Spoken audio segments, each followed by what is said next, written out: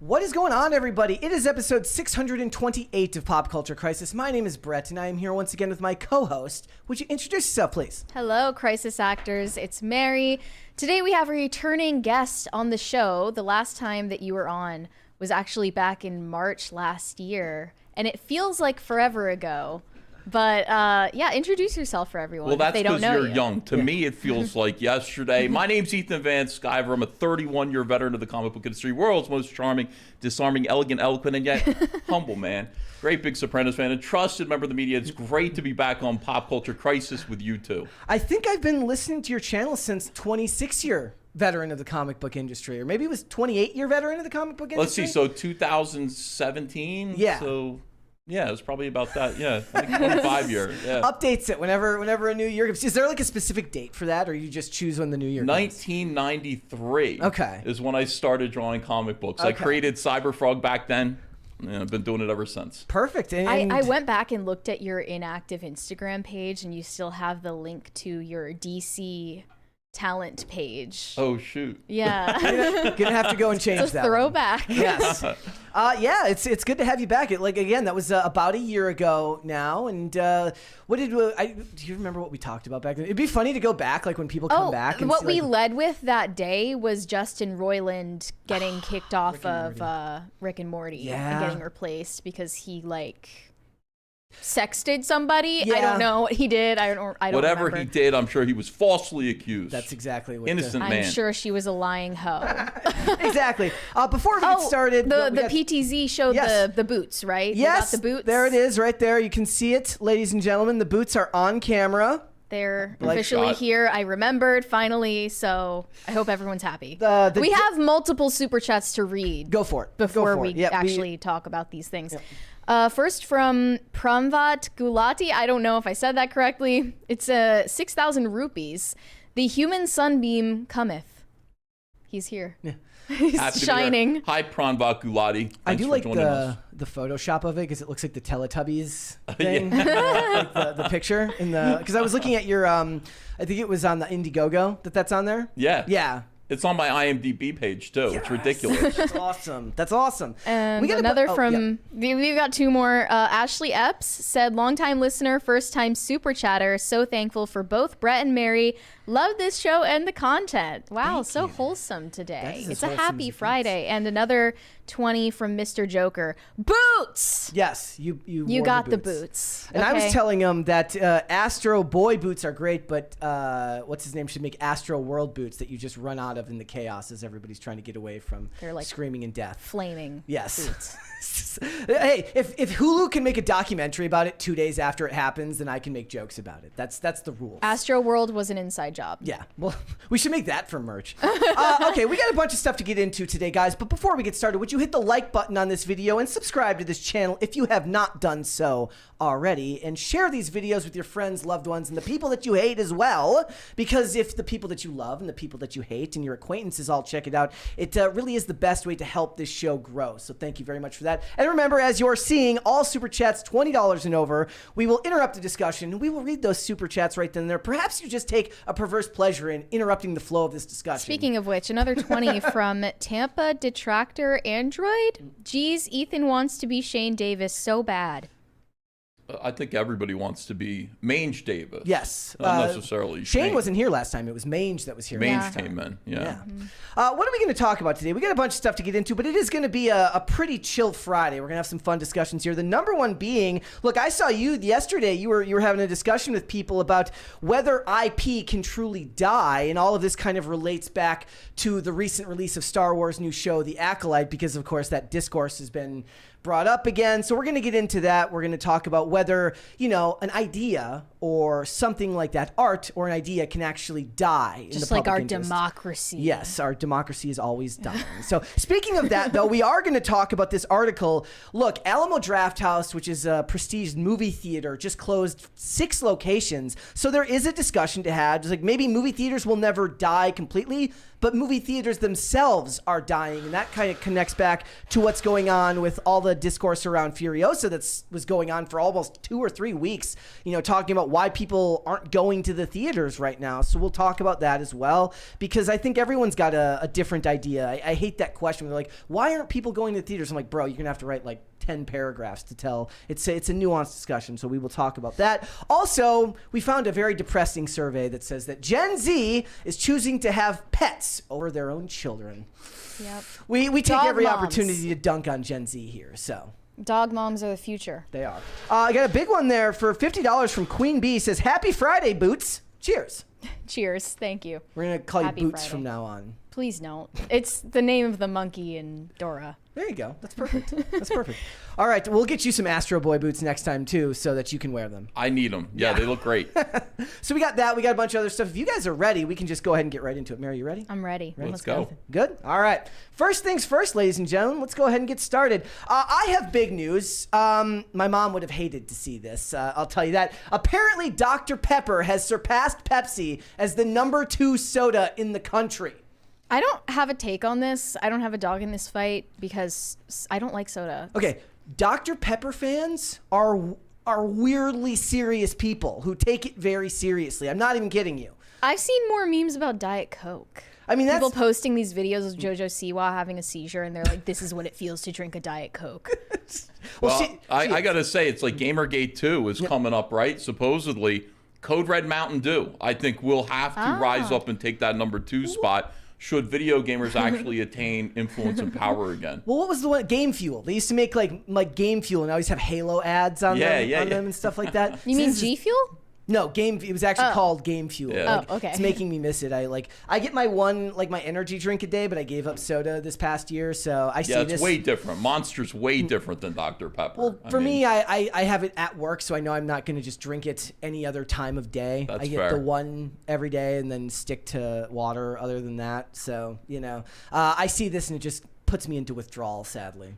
That's all I'm saying. So, Dr. Pepper's #2. What's #1? Coke.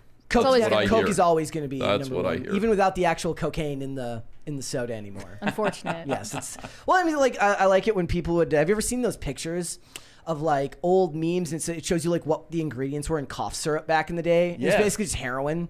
Yeah, it works. Yeah. This stuff works. It's like who can have a cold when you're knocked out cold from all of the codeine that they just dump into your body legally? So that makes me it just makes me sad. We were a Pepsi family, so I thought I would share that with everyone today.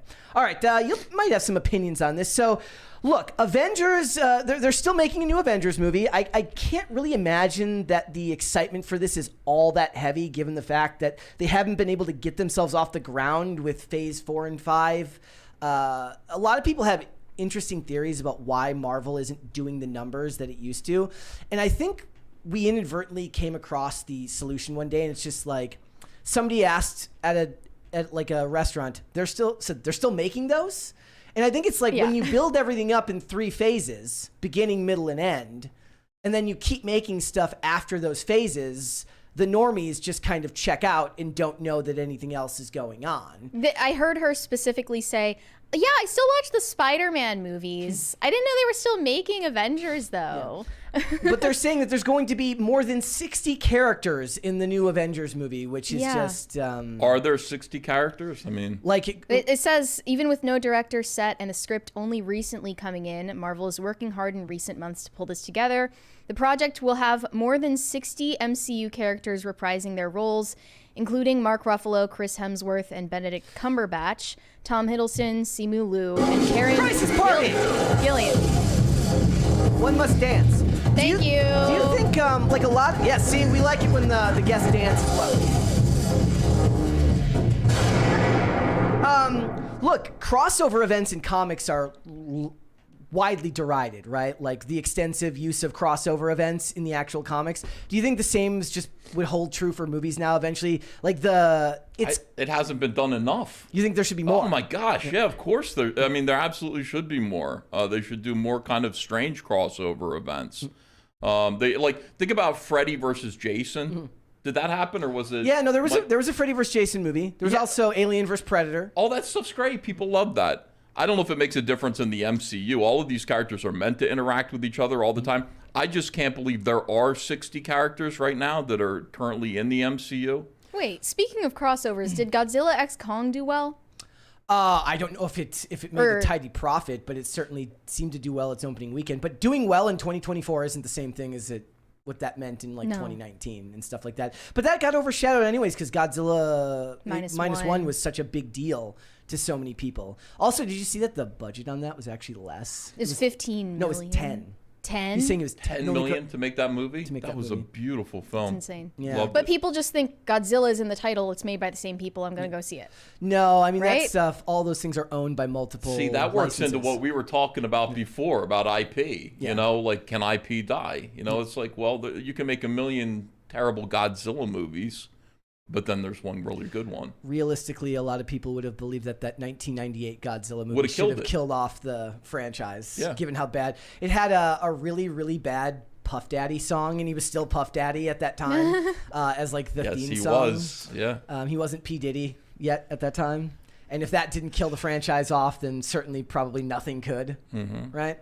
Look, to me, I just see this, and the problem is like, okay, overblown main cast, meaning that when you get to these movies, you don't spend enough time with any of the characters, and they don't, like when you got to the end of the Avengers, you've had 3 Iron Man movies, you've had 3 Captain America movies, you've had 3 Thor movies, you've had all these other franchises where you've had time to spend with these actors and these characters, but they're not really doing that now because things are a lot less organized than they were. So you haven't spent enough time with them, and then you just dump 60 other characters that nobody has really had the time to emotionally get to know, and then end it with the sky beam like they always do. It's always a freaking sky beam. So it's like, I would rather they spent more time with a few less characters. Well, are they going to have the X-Men in there? Are they going to have the Fantastic Four in there? I mean, it could be, you could call it an Avengers movie and just make the ultimate, like, kind of, did they do Secret Wars? They did Secret Invasion as like a show that like nobody watched and cost like $1 gazillion. So let's forget about that and let's do Secret Wars, where the entire MCU gets transported to another planet, you know, to fight. That would be great. We'll have to wait and see. I think it's going to be very hard for them. It's kind of like these types of movies had a moment, and you have to go back to making more. Maybe not avant-garde, but it's like there's a reason why like everyone for like a couple of years was making fun of the amount of origin stories that they would do all the time, constant origin stories. But now it's like you have to go back to making origin stories for the new characters that you're doing so that people can care about these characters again and tell smaller stories before you get to these bigger ones. You can't just dump the big ones in front of everybody unless you've built those characters to it. Who do you think is going to direct? That's a really, I think they said Sean Levy. He's the one he did Deadpool and Wolverine as well as the Adam Project. He's works with Ryan Reynolds. That looks good. A lot. So They're still not sure. Yeah. You're not sure? No, they're they not haven't sure. confirmed either Okay. way. But he's doing a Star Wars movie as well. Which is there even a Star Wars movie in the pipeline? I thought the says- Ray one was put on the back burner. Everyone is always doing a Star Wars movie, and it never happens. It says there's a Star Wars film in his future, and Sure. he's directing the final season of Stranger Things. Well, supposedly there's still they still threaten everybody with the Ryan Johnson Star Wars movie every couple of years to keep everyone in line. They're like, if you're not careful, we're gonna make that Ryan Johnson trilogy. We keep threatening you guys with. You know what? After The Acolyte, I mean, maybe all is forgiven to Ryan Johnson, and maybe we could have him come back because it's gotten immeasurably worse over at Lucasfilm. That's his plan. He's like, if you could make something worse so that my stuff looks good by comparison, that would be fantastic. Yeah. It's like we can't outperform each other, but we can certainly underperform each other. But the thing is, and a lot of people disagreed with me, I liked the Knives Out movies. I thought they were perfectly acceptable murder mysteries, just in the way like a Hercule Poirot adaptation was. And I actually think they're better than the Kenneth Branagh, Poirot movies like Murder on the Orient Express. He has like inspired casting. He's very good at casting actors that you haven't seen in like a really long time. You're like, oh, I forgot that guy exists, right? So like, just keep him away from Star Wars. Just let him do other stuff. Just don't let him do Star Wars. That's the problem, is like, there's certain people that are kind of designed for directing those types of movies, and it's not something where you can just drop a person in. Like, there's a reason that even if J.J. Abrams sucks to a lot of people, it at least kind of has a logical argument there. It may not have turned out great, but you get that he's done big budget stuff before and has been mildly competent in the same way that Joss Whedon was. You think that J.J. Abrams and Joss Whedon are sincere geeks, and they love the fans to whatever degree. I get the feeling, and I always have, that Ryan Johnson hates the fans and like resents them and thinks he's smarter than them, and so he wants to hurt them in a way. It's a lot of money to waste on hurting a bunch of people you don't know. Not even your money either. That's the worst part. You're not even wasting your own money. You're wasting other people's money. Yeah. All right. Well, we'll have to wait and see. And again, everyone's saying that, like, will Deadpool and Wolverine save the MCU? I don't think that one movie can save anything that's been floundering for a period of time. They would need several very, very good things to come out in a row to rebuild trust with the audience and rebuild rapport. Mm-hmm. I already pre-hate the Fantastic Four, and I'm a big Fantastic Four fan. When I saw the casting on the Fantastic Four, I checked out already. Why? What didn't you like about it? Who's playing Reed Richards again? Pedro Pascal. Again? Yeah. Why does he have to be everybody? Why does he have to be in every movie? He literally is in every. I'm so sick of his face, and I'm sorry. You know, I got Me the whole too. country of Chile mad at me about this and sending me all kinds of weird stuff because they're like, Pedro Pascal is our hero. I'm sorry, Chile. Pedro Pascal is boring. He's weird. He's not Reed Richards. He might be Reed Ricardo. He's not Reed Richards. Reed Ricardo, yes. A lot of people wanted, because John Krasinski played him in... He was so good. Yeah, like, you could have just done John Krasinski. That's fine. Maybe they couldn't afford John Krasinski, but Pedro Pascal probably costs a pretty penny to get. At this point, he's in... Or, you know, they've got some sort of arrangement with him. I mean, I don't know what it is, but he's in everything now. Maybe he's just got blackmail on a bunch of people. That's he's got pictures of Kathleen Kennedy being nice to men, and he just says, like, if you don't hire me to play something, then I'm not going to. You better call Kevin Feige over there at Marvel and hire me. So that, or he's got pictures of Kevin Feige without a hat on somewhere. But the other thing is, like, look, I don't know where in the timeline X-Men releases fall for this movie, but I don't think that there's a lot of the excitement that people would have had. I actually long for the days of, like, the Fox X-Men. I do. I love the Fox X-Men movies. It was even really the bad close ones. to being good. X1 and X2 are actually good movies, and I will implore everyone, if you haven't watched them in a while, go and watch that alongside just any modern Marvel or it doesn't even have to just be Marvel or DC movie, and the stunning lack of bad jokes.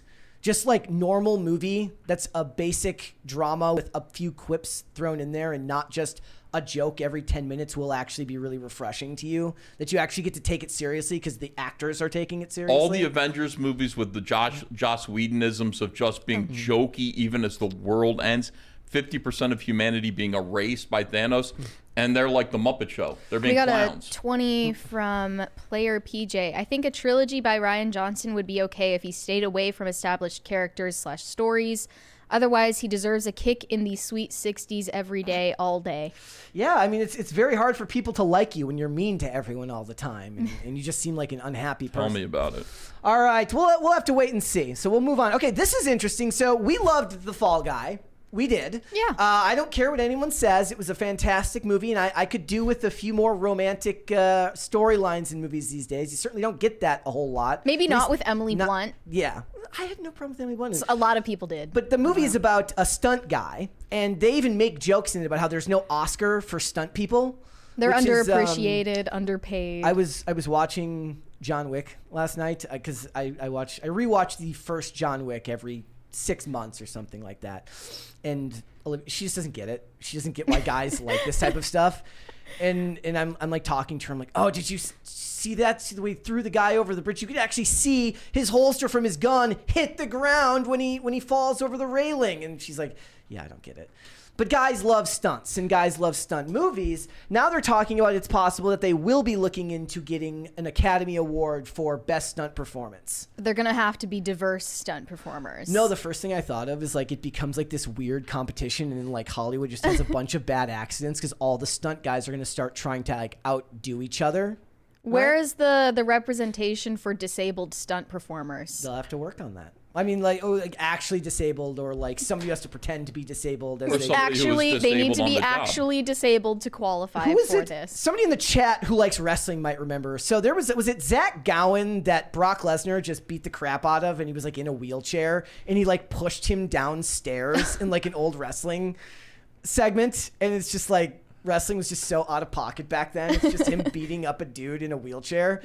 I'm all for this because look, good stunts make a lot of movies worthwhile, especially if you're like us who we go to a lot of movies in the theaters. And the whole point of going in the theaters is that you want to be able to see these things when they're done on the big screen, right? When it's harder to fake. Yeah. He says we're talking to members of the stunt community. Everything is a community. Why does now. everything have to be a community? We added a new award that will launch in 2 years for casting directors, so we're always open to those discussions. How do you feel about that? The discussion that everything is a community to everyone. I think it's I have an opinion about that. I think the word community is manipulative because I think if you're a part of a community, you have an obligation to that community. And a lot of times those communities are based around your skin color, your identity.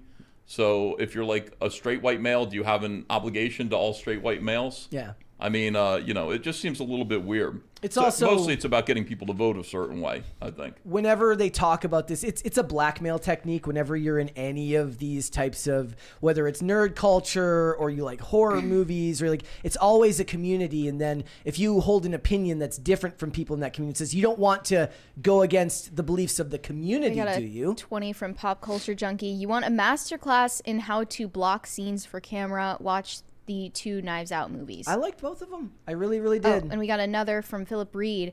We've all seen TV lawyers stand up and say, Your Honor, objection. When are we going to see one stand and say, Your Honor, nuh-uh? Okay. Well, I'm down for that. I'm down for that. Look, stunts for me are one of those things that guys will just always identify with. Every dude is, maybe this is not true. Every dude I think has probably dreamed about maybe being a stuntman once in his life.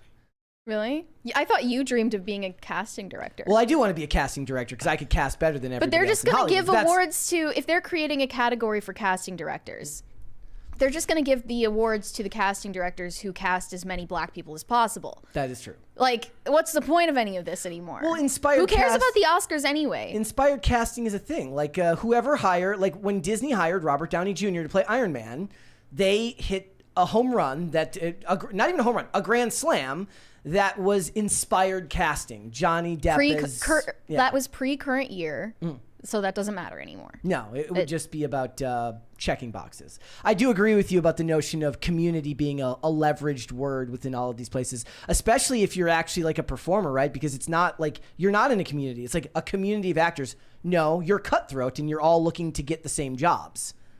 Community is just a way to try and lump everybody in and feel bad. That's right. Yeah, I agree with that. I think the only communities that matter are the ones, your neighborhood, people that you live around, your responsibilities to your town, your neighborhood. We'll have to wait and see where this goes. All right. What are your thoughts when it comes to AI, when it comes to art? Because we've got some stuff here today. It's you know what? The world is going to change during my lifetime so drastically when it comes to art. And I'm really not looking forward to it because art is obviously there has to be human expression behind it. So AI is the antithesis of art. And yet I wonder if most people even care. AI is quick, it's impressive. And I think a lot of the people who do hiring for artists don't care. I mean, it's fast, it's cheap, no temper tantrums, no creative meltdowns. I'm just going to go with AI. The thing that I always think about is like if you're deep into an industry, whether it's thank you. If you're deep into an industry, and I can dance while talking. If you're deep into an industry, whatever it is, and you try to explain that in detail to people who aren't there, you're gonna get a lot of nodding and like, wow, that's awesome. Yeah. But if they don't get it, you can't really expect people to hold the same reverence for it that you do. And especially when it's a for-profit industry like Hollywood, they were always looking for ways to cut down on how to spend money more cheaply. We've gotten another 20 from what is this? Garfield's Bizarre Adventure. Can EVS explain to the audience how Nick's malnourished children are privileged and why they should step up, not the 2 cocaine-addicted swinger parents in the master bedroom? We're not going to be discussing Not to the point of this show. As a matter of fact, I will. No, obviously, hit me up in private. I'll be happy to. Not the point of this show. But yeah, like when the strike was going on last year, one of the big things that Hollywood was worried about was AI, and I was like, bro, you should have been worrying about this 10 years ago. Like, it's a little late now. See, AI is, I think it's going to be capable of adequacy, but is it ever going to be capable of genius? Is it ever going to be able to create something amazing? That's the problem. Hollywood has kind of, they have, in my opinion, they have trained their audience to be okay with mediocrity. So it becomes an instrument of their own demise. Yes, I exactly. agree. Like, you're not going to get that's why I feel like people in our audience are way more sympathetic to AI taking over Hollywood. Well, a lot of people, they're done with it, and they're done with the whiny actors, Yes. and they're done with the Well, studios. look at Ashton Kutcher's face. You just get annoyed Do you looking wanna at let him. everybody what this story was? Please So, Yeah. help the millionaires. Help us. So everyone is waiting on the release of Sora, which is OpenAI's new AI generative video service, I guess. So it was only open to a limited amount of people, but Ashton Kutcher says he has a beta version of it and calls it pretty amazing. You can generate any footage that you want. You can create good 10 to 15 second videos that look very real. It still makes mistakes. It still doesn't quite understand physics. But if you look at the generation of this that existed 1 year ago as compared to Sora, it's leaps and bounds. In fact, there's footage in it that I would say you could easily use in a major motion picture or TV show. And I think China, the CCP, has also jumped into the AI game to compete with Sora. should we show this video? Yeah, It this says is a competitor to yeah. Sora. It says, yeah, so here we go. Clips here on the screen. You can see it over here on this one. I have no idea what that says, but All of these animals are speaking Chinese in the video. Yes, it's they pretty are. funny. Great. Wait, turn the sound on. I want to hear the rabbit talk. 贺您胡先生身材健硕，我们袋鼠喜欢。我们老侯家当然是支持嘎嘎 Kangaroo 新闻。 drinking coffee? Better than her. Yes. Yes. oh, hold on. I would watch this. The Zoo Olympics. 什么东西过去了？ He said something deep and evocative. I'm sure. If anyone speaks Chinese in the chat, let us know what they're saying. I hope it's not something What the bad. hell? Like, literally, this is a movie I want to watch. What the hell is going on here? There That's will the be next no Planet of the Oscars Apes. for stunt animals. That's true. You know, they're going to be all AI. It's a cat smoking a cigarette. Whoa.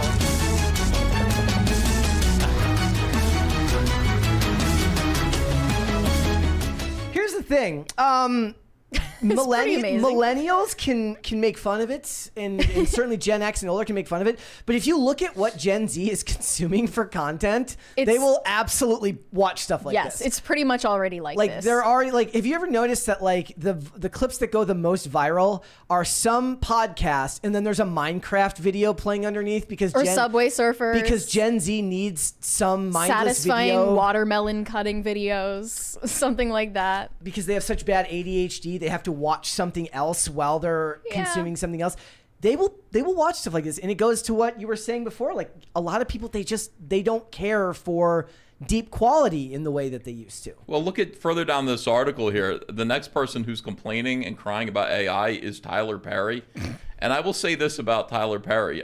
No offense to anybody who likes Tyler Perry's stuff, but if anybody could be replaced by AI, it's Tyler Perry. Look, like what would his the world do movies. Wait, without I those thought- Medea movies? I thought Tyler Perry shut down the development of his own production studio because he was afraid of AI. No, so he had like Didn't he? he had like an $800 million expansion going on to his studio, and then basically put a halt on it when all this stuff about Sora was coming up because he had to Yeah. reevaluate. He's like, do I even need this massive set when I could just digitally build this in post? And if you want to blame somebody like Marvel, who was one of the original people to really remember. People always ask, why did CGI look better back in the day? Well, that's because they went and filmed on physical locations and then dropped elements into those scenes in post-production, whereas now they just go into gigantic studios, gigantic sets, and it's all green and everything is built digitally in there, which is why none of it feels real at all. Whereas if you watch a movie that was done, that was actually planned, they did storyboarding, they designed it ahead of time, and then they went to a physical location and then added the elements on afterwards, that looks better. And that is why, like, you can blame them. Like, now they don't want to wait. They don't want to plan ahead. They don't want to be able to storyboard ahead of time and then go to a physical location. They want to say, we'll fix it in post. And that is a death knell for actual creativity. So if Hollywood wants to look at somebody who's not being, like, creative, they might want to look at themselves. Yeah, that's only fair. Like, imagine, like, with what you have to do for your work, right? For having to diligently and plan and post and draw everything from scratch from the very beginning. You have a very detailed art style. Yeah, no 3D assets. Yeah. It's all hand drawn. Everything that I do. But just imagine if you were to just go back and just drop it in there after the fact. And that's it's more expensive that way, and that's why the budgets have ballooned on everything that they're making right now, because Marvel asks for 6 versions of each scene, and there's no coherency and none of it looks right, and that's because there's no planning ahead of time. And videos like these, programs like Sora, will only make this worse. Well, you know what's going to happen is guys like Tyler Perry and, this other clown, I'm sorry, I don't want to, Ashton Kutcher, they're going to get behind AI and start using it to make the garbage AI content. But, people who aren't scared, David Lynch isn't scared, Martin Scorsese isn't scared. Yeah. Like, actual geniuses who can't be replaced, well, they're going to die soon, actually. Can I think of somebody who's not 80 years old who's a genius? But they can't be replaced. Christopher Nolan is still young. Christopher Nolan. David Leitch is still young. Read a couple of these. Francisco Sanchez Jr. said, hey, look, there's a Phillies fan on PCC. Hi, Marv and Bree. Hola, Sunbeam. I don't know if I like Brie. Look, I'm fine with bread. I'm fine with being called bread. You don't want to be like Brie Larson. It's nominal determinism. And we have another from Pranvat Gulati. He said, cocaine is great, man. Thumbs up. I can't endorse that. I actually tweeted about it earlier. There was like a tweet or like a story that was going viral. It said like, people are dying from drinking energy drinks. And like, my whole generation was doped up on legal meth for like the last 20 years. So if you're looking for heart attacks, you might want to start there before you start blaming a Monster energy drink. But what do I know? Maybe I'm wrong. True. There's another one there from Joe Frago. I don't see that one. It says, hello, chat. Oh. Hello, Mr. Van Sciver. Hello, Froggo. Hello. All right, so I blame Marvel for all of this because good CGI can still be done. They just have to actually get off their asses and go into the real world and film in actual places and not just in a gigantic room that was just like, wouldn't that be more cost effective? Am I wrong?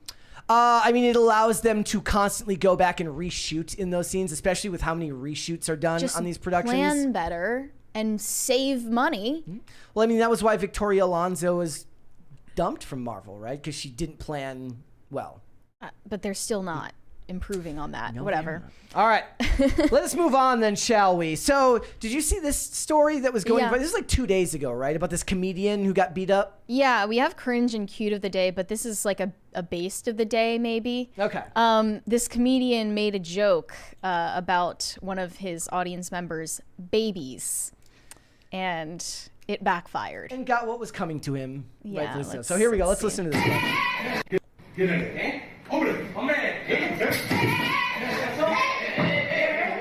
Estos los comentarios pedófilos que ha hecho de mi hijo, Dime a los comentarios de mi hijo, ¡Basura! Ahora, ¿Qué decías que iba a comer un negro? Mi hijo que iba a comer pollas, Con 3 meses, ¡Basura!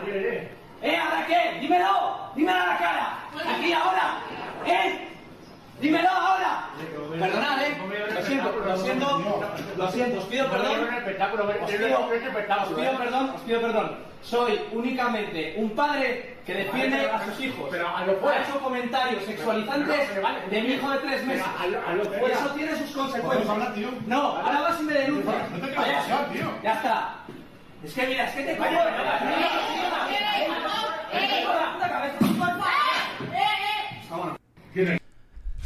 Yeah. For people listening rather than watching, the comedian made jokes sexualizing this guy's baby. And I won't repeat the words exactly. Yeah, he posted a photograph of himself as a father with his newborn son. Mm-hmm. And the comedian just said, I hope your kid grows up to be gay since you're conservative. And then he's going to be doing, Is that actually what it was about? That's what it's about. I only had seen the video. This was interesting because, a lot of people are talking about the limitations that are put on comedy nowadays, and you should be able to joke about anything, blah, blah, blah. Does that include this? It's a. I don't find those jokes funny, but you know, a lot of people think you should just be able to joke about whatever you want, and anything otherwise is cancel culture. The who was it after? So after Dave Chappelle, where the guy had the gun that was a knife, and then multiple people have been attacked on stage, and certainly a lot of music artists even are like having like bubbles put around them because people just keep throwing stuff at them. And That's stuff like different. that. Yeah, that's just attention seeking. But comedians getting physically attacked is not a new thing. Well, you know what? Like there's some nuance here because it's not what he did wasn't a joke. He didn't say anything funny. You know, this comedian just said something really offensive and rude, and they're fighting words. It wasn't done as a joke. It was just it done was like as you're a a crass conservative. nature. I hate you, and I hope bad things happen to your family. And if that happens, then maybe the guy's going to show up and he's going to give you a little smack across the face wherever you're doing comedy. I'm, you know, jokes are funny. I'm for jokes, but this guy wasn't joking. This guy was getting out of line with somebody, and he ended up getting face down. Good for him. We got another 20 from Jim Tells You. Ask EVS about 3D assets in comics. Art should be created by human hands, not drag and drop or computer rendered. Please support Fearsome, Dark Harvest, Rainbow, The Brute, Cyberfrog, Red Extermination, Land and Sea Paradise, High Comicsgate. Wow, it's almost like I sent you that super chat, but I didn't. I swear. I do have the Dark Harvest Indiegogo in the description, but I didn't know which ones were because I think I saw that you said they were closing out that campaign This weekend we're closing out the campaign with a new 48-hour variant cover, so people should back Cyberpunk Dark Harvest. It's the next book that's going to ship. Snowman is shipping right now, then Dark Harvest, so get ready for that. I do believe like 3D assets, you know, shouldn't be used in comics. I think people should be hand drawing and learning to draw. I think it's a good thing to do. All right, let's talk about Chelsea Handler. Because, okay, so I want to preface before we get started, this clip is about 4 years old, but the world seems to repeat. More than that. Yes, but the world seems to repeat itself on a regular basis because the other day, 50 Cent was, he was in Washington and he was posing for pictures with Lauren Boebert and Mike Johnson because we are an unserious country in unserious times. And of course, after this happened, this clip went viral again from a couple of years ago where Chelsea Handler said some very specific things to say. Yeah, 50 Cent is voicing his support for Trump once again, now that it's an election year again.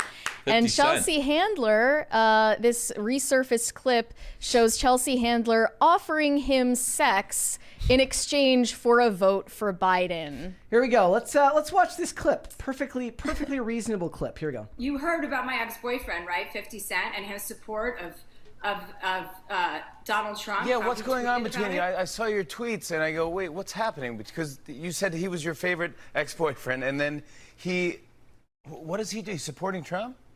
He says he doesn't want to pay 62% of taxes, which, by the way, isn't a plan of Joe Biden's. That's a lie. So he doesn't want to pay 62% of taxes because he doesn't want to go from being 50 cent to 20 cent. and I had to remind him that he was a black person, so he can't vote for Donald Trump, and that he shouldn't be influencing an entire swath of people who may listen to him because he's worried about his own personal pocketbook. So I haven't heard back from him yet, but I am willing to, you know, seal the deal in more ways than one if he changes his mind and publicly denounces Donald Trump. I might be willing to go for another spin, if you know what I'm talking about. Why would she threaten somebody with that?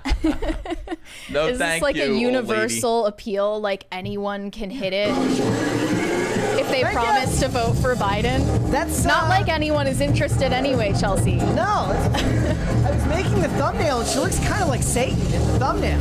Yeah, you literally said like she looks like Satan. She looks like Satan. If Satan had a human female face. Correct. Thirsty old lady. And that was like the same year that Biden went on The Breakfast Club and said, you know, you ain't black if you don't vote for me. It's I read this. Like, how does that come out of someone's mouth? But here's the thing: we are an extremely unserious country.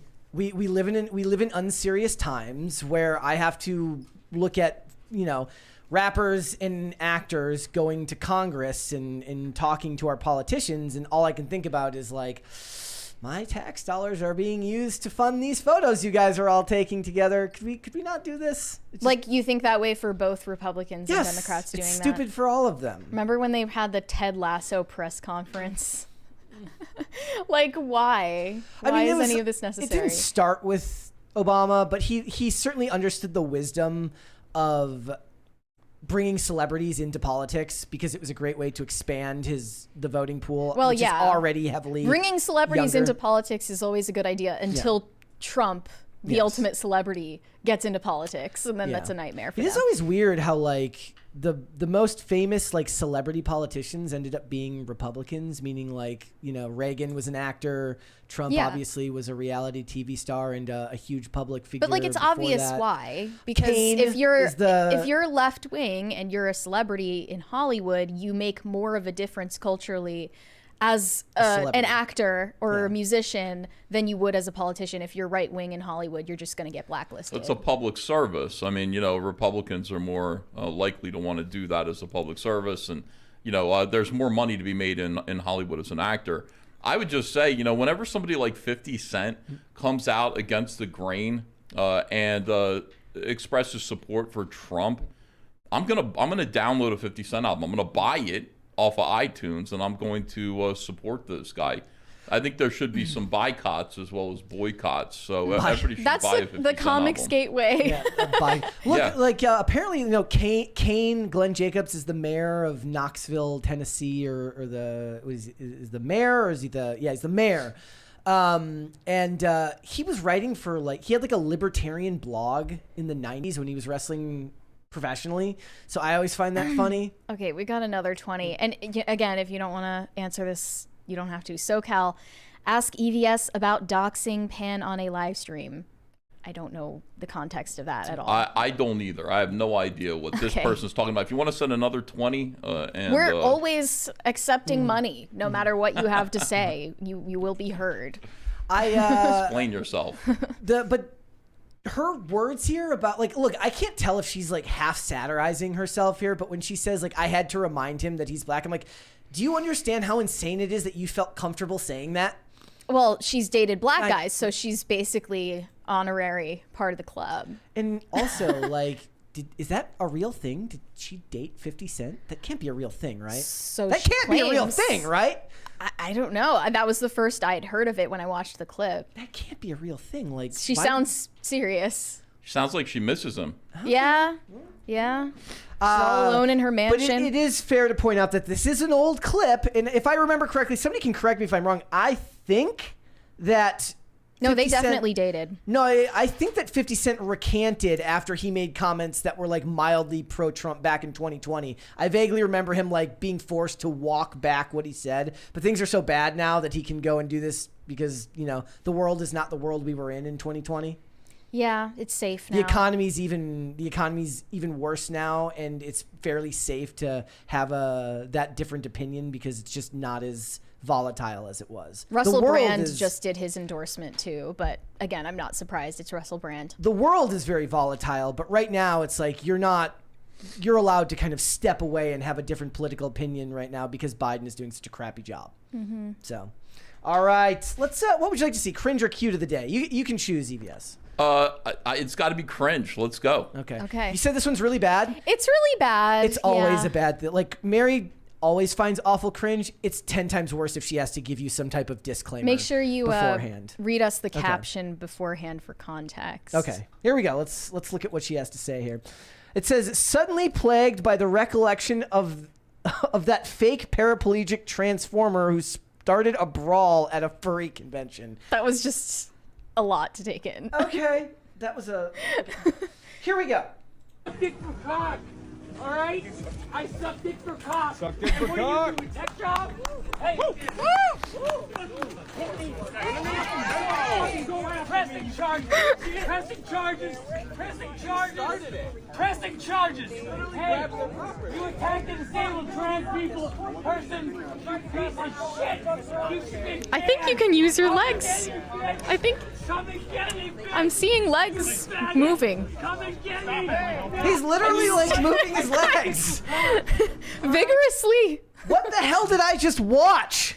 Something that, you know, you can only hope to never see again. Yeah, what the hell did you just make me watch? Sorry. When was that? Is that an old clip? It probably is. Given the way the person said it, they're like, it's like that clip. Have you ever seen that one of like the guy that says like tacos are so good they make you walk again? Where the guy's at like he's at like a taco truck and he gets up to get his order. All right, palate cleanser, ladies and gentlemen. I'm at least going to look at Cute of the Day so that we can get over this. This one here is from BR Cody. Says, here's my beautiful baby boy, Mr. Clyde. He's a rat terrier beagle mix, and I haven't watched in protest since super chatting asking for Aiden Mattis. Well, I don't know what that means, but we had Aiden Mattis. Yeah, he was just recently. here. He will be here again. Look at that. Cute. That's a cute looking dog right there. Cute. It's a very cute dog. Oh. Oh. All right, we'll do one more. Okay. All right, this one here. This is from Corey. Honestly, it's hot enough out that I would like this right now. I'd like to go on the water.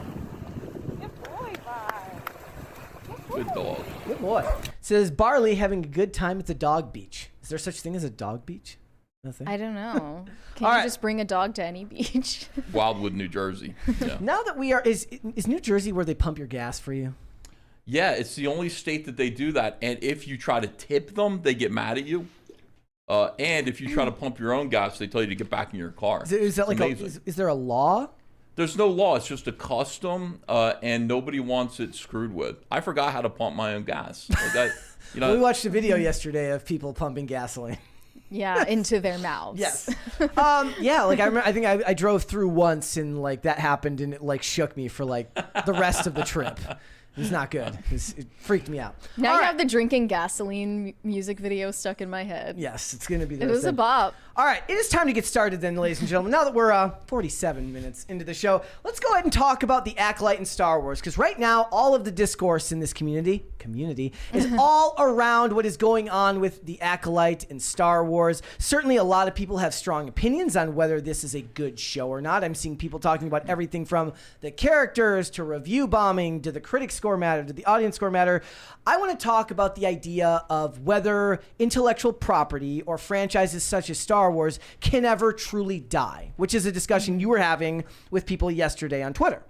Yeah. A lot of people are saying Star Wars is dead. Star Wars is dead. Star Wars is dead. Repeat the same thing. Quick question. Have you watched The Acolyte? No. Or any recent Star Wars No, stuff? I stopped watching Disney entirely because I decided that Disney was the problem. It doesn't matter what they're putting out. It just matters that they're run by radical leftists who engage in cancel culture.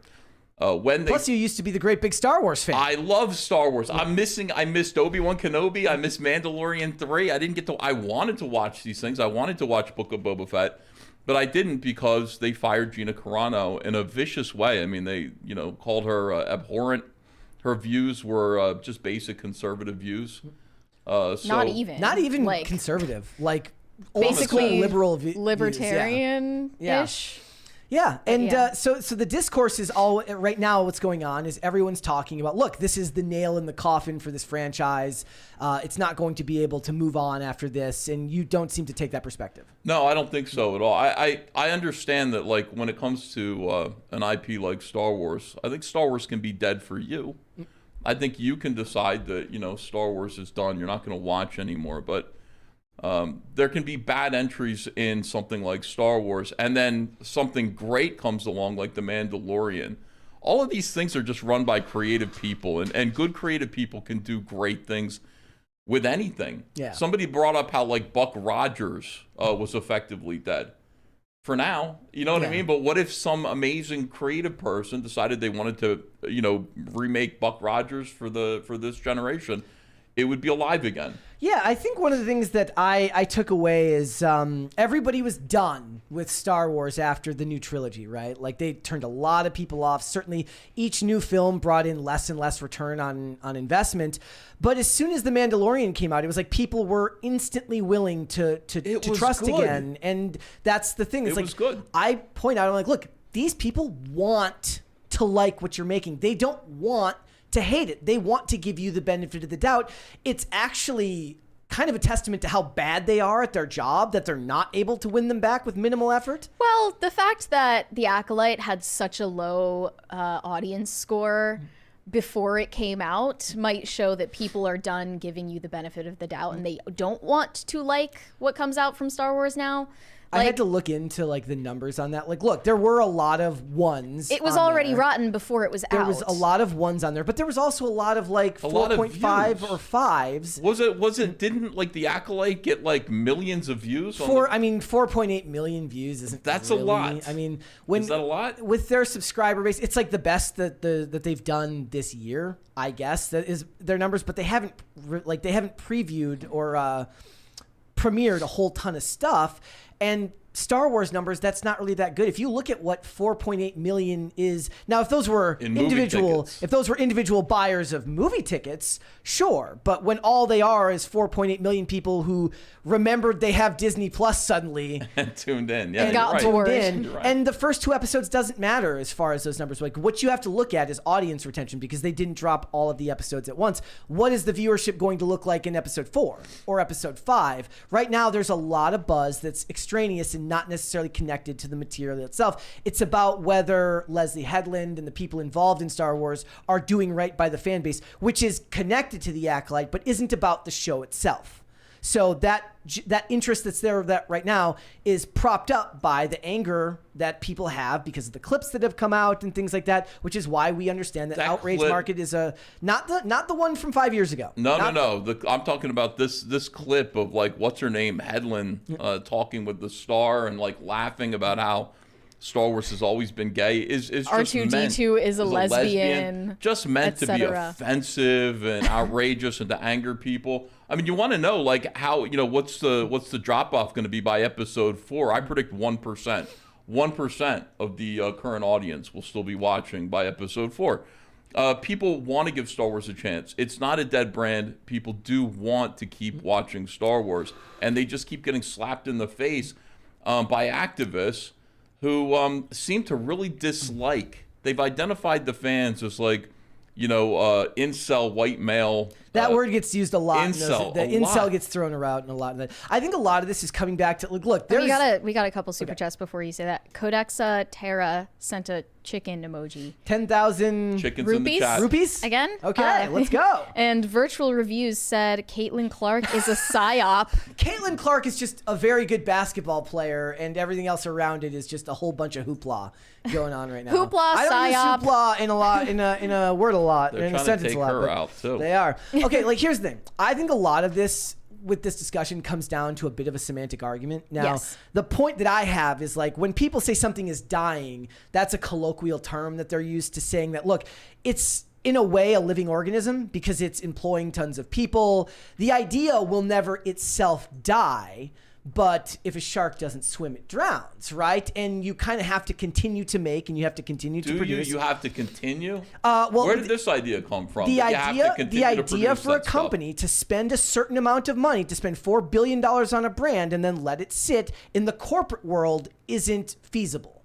Meaning that like you're coming at it from the artist perspective, I'm coming at it from the corporate buyer perspective, meaning that they spent a certain amount of money on this property. It loses money. Remember when COVID was going on and they were talking about all the money they were losing by the movies they had already finished but couldn't release. Yep. When it sits on the shelves, it loses value. So the idea of it dying isn't necessarily about the idea of the property being dead. It's that it's dying a slow death because it's not bringing them money. They're just pumping out content, just pumping out like just garbage content. But when they get a hit, like I was saying, Baby Yoda was a cultural phenomenon. A lot of people said Baby Yoda was a fad, whatever. Baby Yoda, everybody was talking about it. Everybody was buying the toys. Yeah. Everybody loved Baby Yoda. To me, that's a huge, enormous hit. That's impressive. And that's the thing, right? Is like they need to find ways to monetize aspects of the brand. Certainly, and that's the other thing. Baby Yoda they didn't have any faith in it to begin with because the toys weren't mass produced to begin with. Crazy. Like the idea that they created it without toys ready to go. There was a huge market for knockoff Baby Yoda stuff on Etsy. It's all over the place. As soon as the show came out, because those people were able to understand the value of of what Disney had created. And that they're Lucasfilm had producing created. like a Mandalorian and Grogu movie now because of that response. I don't think Pedro Pascal is going to be in that one either. So he's not in the Mandalorian, so that's not surprising. yeah, like I think what it is like a lot of it is like you as like a creative and as a creator takes a different perspective of the phrase dying, of an IP dying, than somebody who consumes the content, or certainly somebody who looks at it from a business perspective. A company can always die. These characters can be bent, but it's really hard to break them.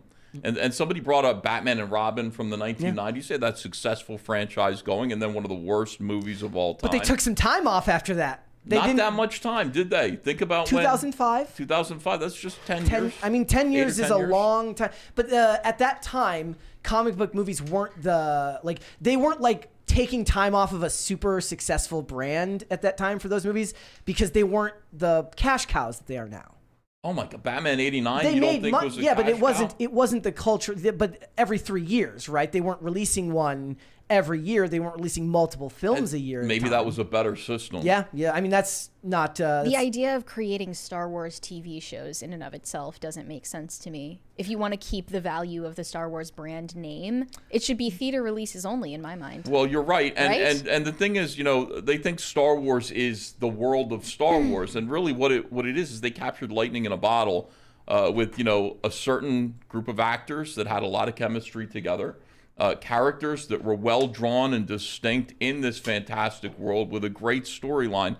You can't just create a bunch of like lesbians of color, give them lightsabers, and throw them into Tatooine and expect it to work and call them Jedis. It's just not Star Wars. It looks like Star Wars, but it isn't Star Wars because doesn't even look like I like Star the Wars description now. saying it's a skin suit of Star Wars. That's true. Yeah. And that was like one of all my critiques for The Acolyte, as somebody who is not a diehard Star Wars fan, are objectively about the performances, and every single one of them looked like a young actor who knew what Star Wars was growing up, being given this opportunity and trying to bring Star Wars to life and failing miserably. Whereas the actors who originally brought it to life, it didn't have the cultural cachet yet because they created it. So they brought it to life because they were gifted actors. These young performers don't have that gravitas. So do you think that Jon Favreau is going to come for Kathleen Kennedy's place? I wish he would. But Kathleen Kennedy is so embedded in her job, she's going to have to leave on her own. And boy, would it be great to get Jon Favreau in there because he gets it. I mean, The Mandalorian was connected to the old lore, to all the old story. It even had Luke Skywalker in it. A Boba Fett-looking character, a Mandalorian, Baby Yoda. It was Star Wars. I don't know what this stuff is. I don't know what The Acolyte is. I can't. It just seems like cosplay to me.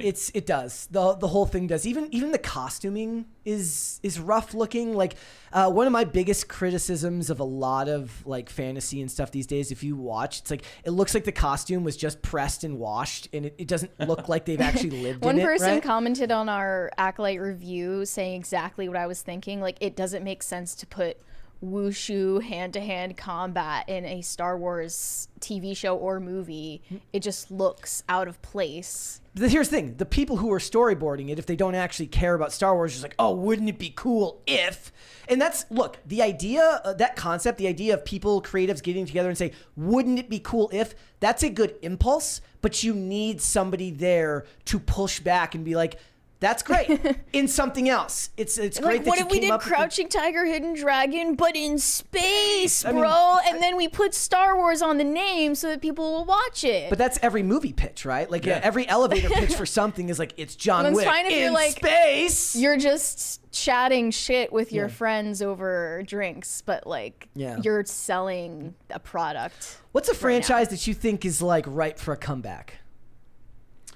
I mean, I want to say Superman, but I don't even know if they can do. I mean, I know there's a Superman movie on the way. I'm terrified of it. I love the Christopher Reeves Superman so much, but I honestly think like Zorro, Robin Hood, Tarzan. They did diverse Zorro on Amazon Prime. And then you toss it away, and then you do it again. Yeah. I mean, see, that's the thing about these ideas. Like, Zorro's an interesting one because it's got strong name recognition, but I would venture to bet that a lot of people know what it is, but maybe haven't even watched Zorro. Like you just know the name, and maybe you know about the mask, but you've never actually consumed Zorro content of some sort. I know He-Man is getting a movie. They're like, which I don't think that Hollywood in current year can actually do without screwing up. Who was that again? Nicholas Galitzine? It wasn't who they should have gotten, Galitzine? which is they should have just gotten like roided out Zac Efron to do it. Yeah, extra Juvederm. Yeah, like that's like what else? Anything else you can think of? Cyber Frog movie? Yeah, well, that's on its way. But no, we got to do. I'm doing Rainbow the Brute, which is examining girls' toy properties and then masculinizing them, high tea versions of like the Care Bears and Rainbow Bright. And honestly, I always liked Rainbow Bright. I always thought Rainbow Bright was pretty neat. I actually tried to get Rainbow Bright from Hallmark. Okay. So that I could do a comic book for girls using that mythology. I thought that would have been Would pretty it cost a fortune to do that? Somebody beat me to it. Oh! Like the same day, somebody beat me to it as I was going to open up that conversation. But yeah, there's a lot of stuff that could, I think, could be brought back. Thundercats. Somebody suggested Thundercats. Thundercats could definitely be done these days. Yeah, I think that's being done right now. A new comic book series. Mask. Remember Mask? Mm-hmm. The vehicles that became, weapons. Gargoyles did they end up remaking Gargoyles on? I think they just put the original Gargoyles on Disney, but they didn't remake it. I could be misremembering that. But there's a lot of stuff from my childhood that could be brought back. There's a lot of properties that get left alone. One of the ones I always make fun of is like, there's a TV show from James Cameron in the 90s called Dark Angel with Jessica Alba. It was like her first real role. It was the quintessential girl boss. She's a mutant, so she can beat up men, and it makes sense because she's a mutant. And they haven't redone it since. So it was a diverse character. But a lot of people say like, don't redo it, don't bring it back because they will F it up. But and I disagree really because liked. I oppose bringing anything back in principle because that just shows that we're living in a time of like poverty of ideas. Yeah. Did you guys see? I don't know if you guys like Twin Peaks. Did you see Twin Peaks: The Return? She saw it. I don't know if I liked it. I liked the first 2 seasons. Twin Peaks, like the idea behind Twin Peaks that David Lynch was trying to say was that we take murder too lightly on television, and he wanted to do this thing where just the murder of this one girl impacted the whole town for a long time. That's what The Killing did, the Danish series that they eventually adapted to I remember that. They did an American version That with was Joel pretty good. Kinnaman. It's the murder of Rosie Larson, and the whole promotional material behind season 1 was pictures of the actress who dies and says who killed Rosie Larson, and that's beautiful. It makes that so well. People wanted to know who did it. They wanted to know who killed Laura Palmer, and David Lynch never wanted to say. He never wanted to tell the truth about it. It was going to remain a mystery. It wasn't the point, but the network forced him to, and then he left the show after doing that. He thought the show was wasn't a bad dead. way to wrap it up. But I won't spoil it. It wasn't it's been out for a long supposed time. to be. But The Return, like Twin Peaks: The Return, was all about how fans are demanding that the show come back, and so he's like, "All right, I'm going to tell you how I feel in a coded 18-episode series where Twin Peaks is trying to return. You're trying to make it return."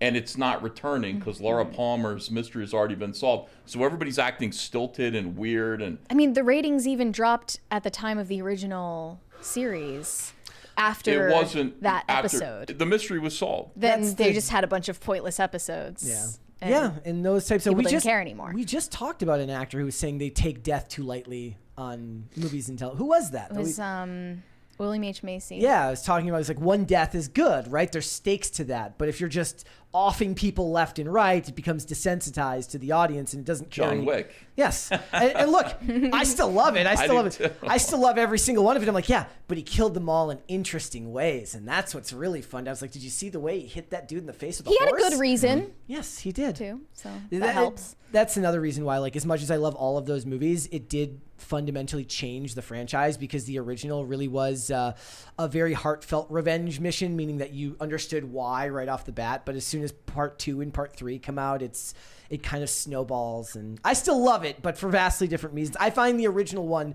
to be a truly actually touching movie with a lot of violence.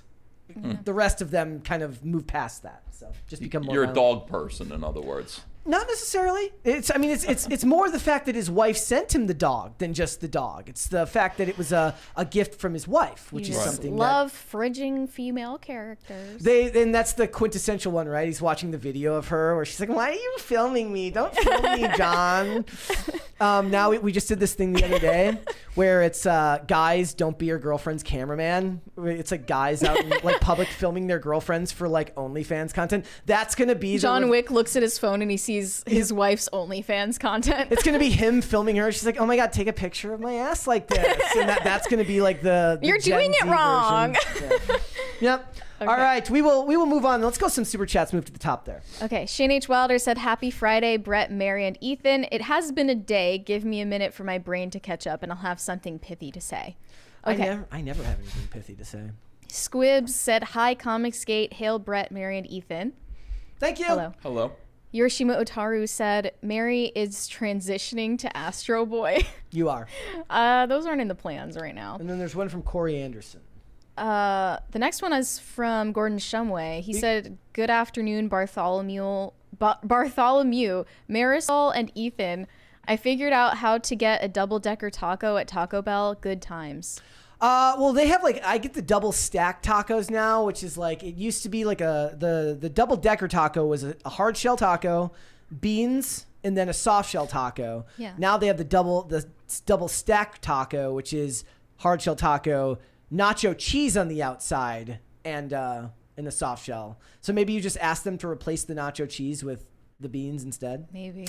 There was one from Corey Anderson. Did you see that one? He said, "Did you see my tweet yesterday? Brett Cooper said she would come on PCC. She's a big fan of Mary Morgan." Well, then, yes, Brett. Let me know about that. Let's do one more. We're aware. Yo sent us a bunch of dog emojis, I think. Looks like it. Thank you. Let's move on then, shall we? Let's go ahead. Let's talk about movie theaters right now, because this is also strong discourse that's going on these days. Look, 6 Alamo Drafthouse locations are about to close their doors. There has been a lot of talk going on right now about Furiosa, the movie not doing well at the box office. People want to know why that Fall Guy didn't live up to expectations as to what they were going to make at the box office, and there has to be a reasonable discussion about what are movie theaters to do when nobody seems to want to go them anymore, and is the concept of the movie theater in general something that's becoming passé. Mm-hmm. One of these was in your hometown, by the way. Yes, like there was like, it was like 5 in Texas and then randomly 1 in Woodbury, Minnesota. I'm like, damn. That's cold. Yeah. And then at the same time, this clip of Quentin Tarantino talking about the increase in movie ticket prices got posted and circulated around. And this is from 2016. Yeah, before the prices actually got insane. I also saw something recently. I just saw a Reddit thread that said Maryland is like it's got the most overpriced movie tickets there are. So we live in apparently like the worst state for it. But let's go ahead and watch this clip of Quentin Tarantino here. I've been saying this since the 80s when movie ticket prices, they were $5 forever in America. And then all of a sudden they started moving up to $6.50 and $7 and $7.25 and $7.50 and all this stuff. Like, that's cheap. cheap. What you're saying is this is a working man's art form. Yeah. It's not opera. No, it's not theater. It's not going to a big concert. It was the idea was that anybody could go and see a movie. That was one of the reasons why movies flourished in the 30s, and it's not anymore. We have priced them out until now. It's a deal. And everyone has their own reasons they blame for that. But I looked at the numbers, and it's true.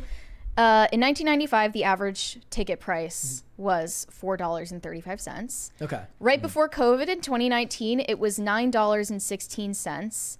And 2024 is $10.78. I know ours are more than that. Yeah, ours, it's like 18 to go to a movie out here. Yeah, I think so. Do you see that correlates with comics with the price of floppies going up? A Batman comic book is like $6 now. How many pages? 20 pages of content, and then a bunch of ads, 32 pages total, for $6. And by the way, the paper quality is declining as well, so it's worrisome.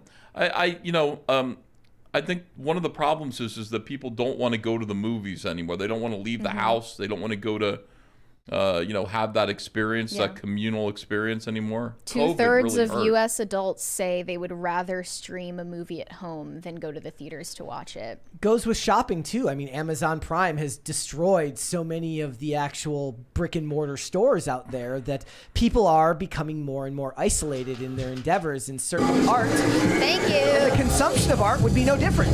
Yeah. They keep interrupting you. They do. It's always me. They're like, shut the hell up, Brett. Thank you, guys. Thank you.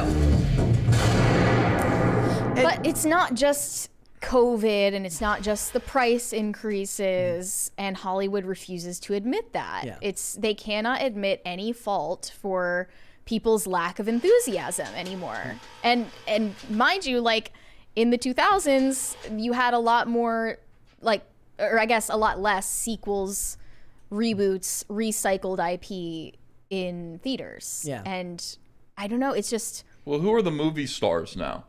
Because, I mean, it used to be like Julia Roberts or Tom Cruise would have a movie out. Tom Cruise and is you still would that go- guy. Yeah, Tom Cruise is still around. You would go see those movies. But even Dead Reckoning, it wasn't as much of a success as they thought it would be with Tom Cruise in it. Yeah, it was also like I think it's like the second most expensive movie ever made. The last Mission Impossible movie. People just don't care. It doesn't matter who's in it. We were actually recently talking about the Gen Z and millennial actors who are going to become Hollywood's new A-list. And Who? well, there was Glenn Powell on that list. They had Jenna Ortega, Sydney Sweeney, Paul Mescal, Anya Taylor-Joy, lots of others. And they will not be names that drive those franchises. They will have to be Case part in point, of, Furiosa flopping Yes. tremendously. Yeah. Okay. Because making a Mad Max movie without Mad Max 10 years after the movie that didn't really make as much money as people seem to remember it making wasn't the best idea. And right now I said this before, it's like, look, I can never predict why something will do well or not. There's always surprises in there. If that held true, if people were to buy that the internet or YouTubers are the ones that are causing movies to flop, then Barbie wouldn't have made any money, because a bunch of YouTubers dunked on Barbie before it came out and it still made like $1 billion. It still made $1 billion. It just doesn't compute with the average ticket price has increased by less than $2 since pre-pandemic days. And the amount of tickets sold in 2019 was 1.2 billion. In 2023, it was 800 million. Like, that's just a drop off that has nothing to do with prices and everything to do with the content sucking. Do you have any, do you go to movies on a regular basis, or do you I try used to. I would see every movie. I didn't even care. It was date night. So I'd see every movie that was out. Action films, horror films, even romantic comedies. If it was her turn to pick, I would go to every single movie. Now I can't. I'd go to the movies to take my little daughter to see a cartoon, but I'd rather just wait. And we talked about it. That's a big part of it. Is like people have been trained to wait. Yeah, you might as well just wait. I don't know, you sit in a movie theater. I don't know if it's such a great idea anymore. Movie theaters have become more expensive. They have reclining seats now in a lot of them. There's, you choose which seat you're going to sit in, and the whole thing has kind of changed a lot and become a more expensive experience, a better experience. They're trying their best. But at the same time, I really feel like brick and mortar is going to suffer in every respect. Yeah. Anybody who can bring the experience home to you so that you don't have to waste any time traveling, you don't have to get in your car, you can just stay home and be comfortable, pause it if you want to. Those are people who are going to succeed. There's a $20 there, Mary. Jose M said, peep game, I respect the Van Sciver bidness and baldness. There you go. There you go. Yeah, I think you're right. I think a lot of people, it's just these days, look, people don't want to go to stores either. They just want to order off Amazon. Like, sometimes we just make the decision to go to stores because it's a reason to get out of the house sometimes. Like, I could order this, but I also don't want to sit around right now. I'm going to go do this just because it gets me out of the house. And I really enjoy the movie theater experience because, look, for me, who has the attention span of a gnat, not even a smart one at that, being forced to follow the social decorum of going to the theater and not using my phone is a godsend for me. Yeah, you're right. Like, not being able to just sit, because most of the time it's 10 minutes into the movie. I'm like, like, what did they say? Can you rewind it? And then that's awful. I'm just tired of the Cope bingo card getting full. Like, if all else fails, if you blame the pandemic, if you blame inflation, if you blame social atomization, laziness, streaming, whatever it is, if all else fails, you just blame the audience for they're immoral if they don't like the thing you made. That's a good point. And these businesses shouldn't do that. The business should never be asking what's wrong with you. The business should always be asking, what did we do wrong? It's like, you know, these entitled women in the dating market are like, I am actually a prize and I know my worth, and you're just intimidated by how smart I am. Like, there's a 20 here from Pop Culture Junkie says it's a broke business model. When you pay the same ticket price for a $10 $10 million indie film as you do for a $300 million Marvel film, there's something wrong.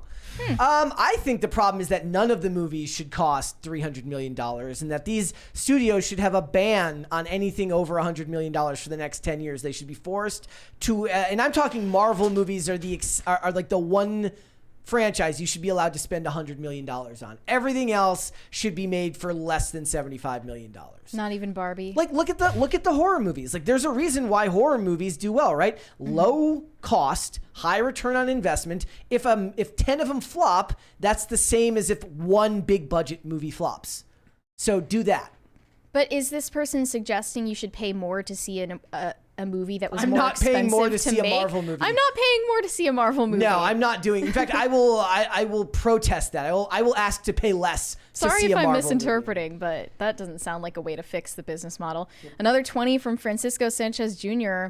Actors don't drive my movie viewing habits. Usually they aren't involved in creating the movie. The directors and writers pull me toward watching non-horror movies. I wonder how true that is for the average person, though, because I always make the comment, like, whenever people are like, oh, this movie bombed because people were talking about the actor on YouTube, I'm like, normal people don't know that stuff.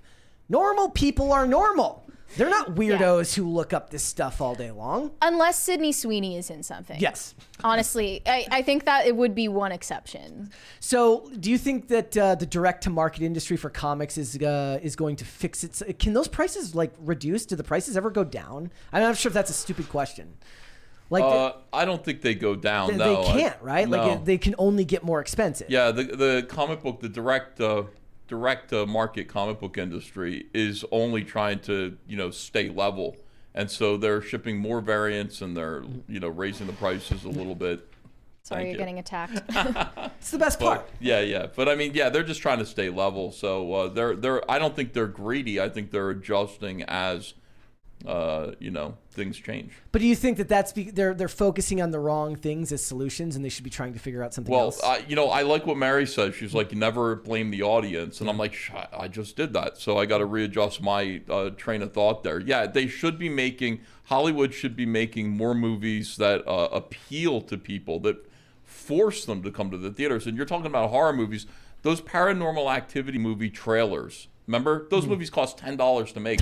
But the trailers were so great because it was just like, it showed the audience reacting to something crazy on the screen. Yeah. And that is P.T. Barnum marketing. That is brilliant. You had to go to see that movie. What made the audience like go together all at once? Yeah. I got to go find out. We need more things like that. We need more creativity that inspires people, tricks people to go to the movie theater. Back in the days, the comic book covers had slogans and big word balloon bursts and mysteries and, all things that tricked you into buying the comic book. You had to sit there and go, well, I got to find out why Batman is like bitch slapping Superman. That's weird. He wouldn't normally do that. Yeah. So here's my 25 cents to buy the comic book.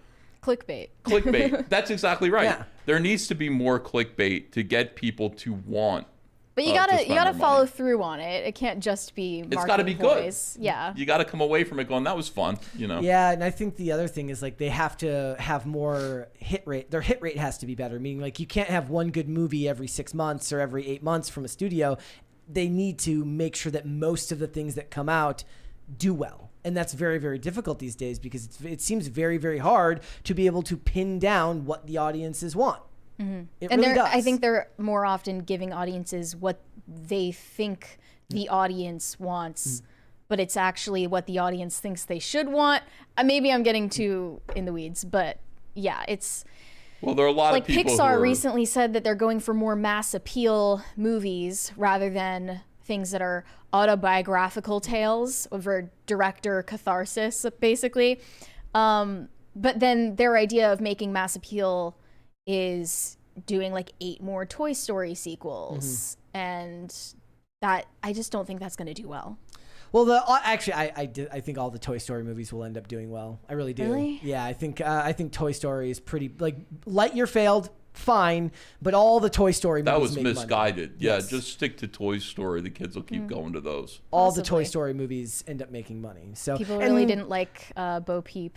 these studios, I believe that these the movie theaters should be like, look, could you stop releasing it on streaming like 2 weeks later? Could you wait a couple of months before you put it out? Because Do they that's have thing. the leverage to even? No, they don't. ask That's that? that's Like, the they thing, don't. though. The thing is like, well, I'm saying the studios should do this in their best interest. They They make could- more from leaving it in theaters and letting. Maybe the theaters could like offer a bigger share of the sales That's never gonna if happen. they agree to not release it on streaming for a certain Yeah. amount of time. Because it's like, it used to be like, what, it would be in theaters for a couple of months before Yeah. it even went to pay VOD. Now it's like 2 weeks later, and then it's immediately available for you to rent or buy. And that's the problem. Yeah. All right, let's go to Super Chats. Shane H. Wilder said, "Now that the boots have appeared, the show is canceled. It's been a good ride, everybody." Well, you finally wore the boots. It's over. Excelsius said, "No CG merch, Uncle E. Shameful up your grift." I have no idea what that means. Oh, I should have brought some stuff. Oh, like yeah. Oh, yeah. no free merch. Surenko Productions said Dr. Pepper. Over everything. Over you're everything. saying. Oh, yeah. I thought Dr. Pepper was fine.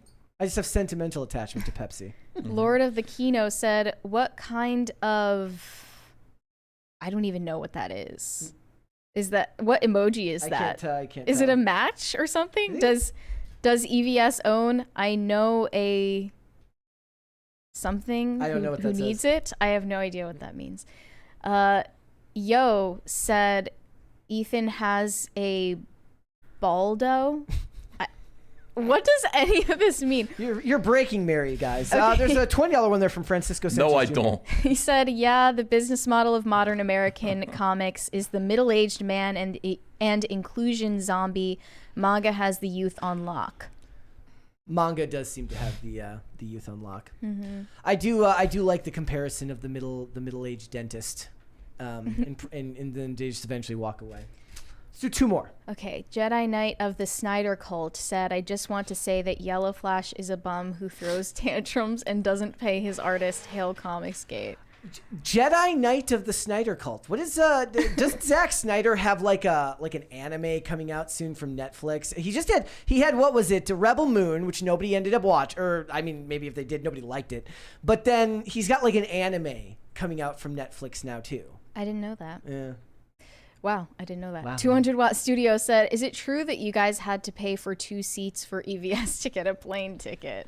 Well, no, they give you the second seat free now. The rumors have been flying. Yes, let's hold off on the rest. Let's come back after that. Mary, it's time to dunk on Gen Z again. Yeah, it looks like Gen Z dog moms are the future because according to new data, Gen Z, the majority of Gen Z, will pick having pets over having families.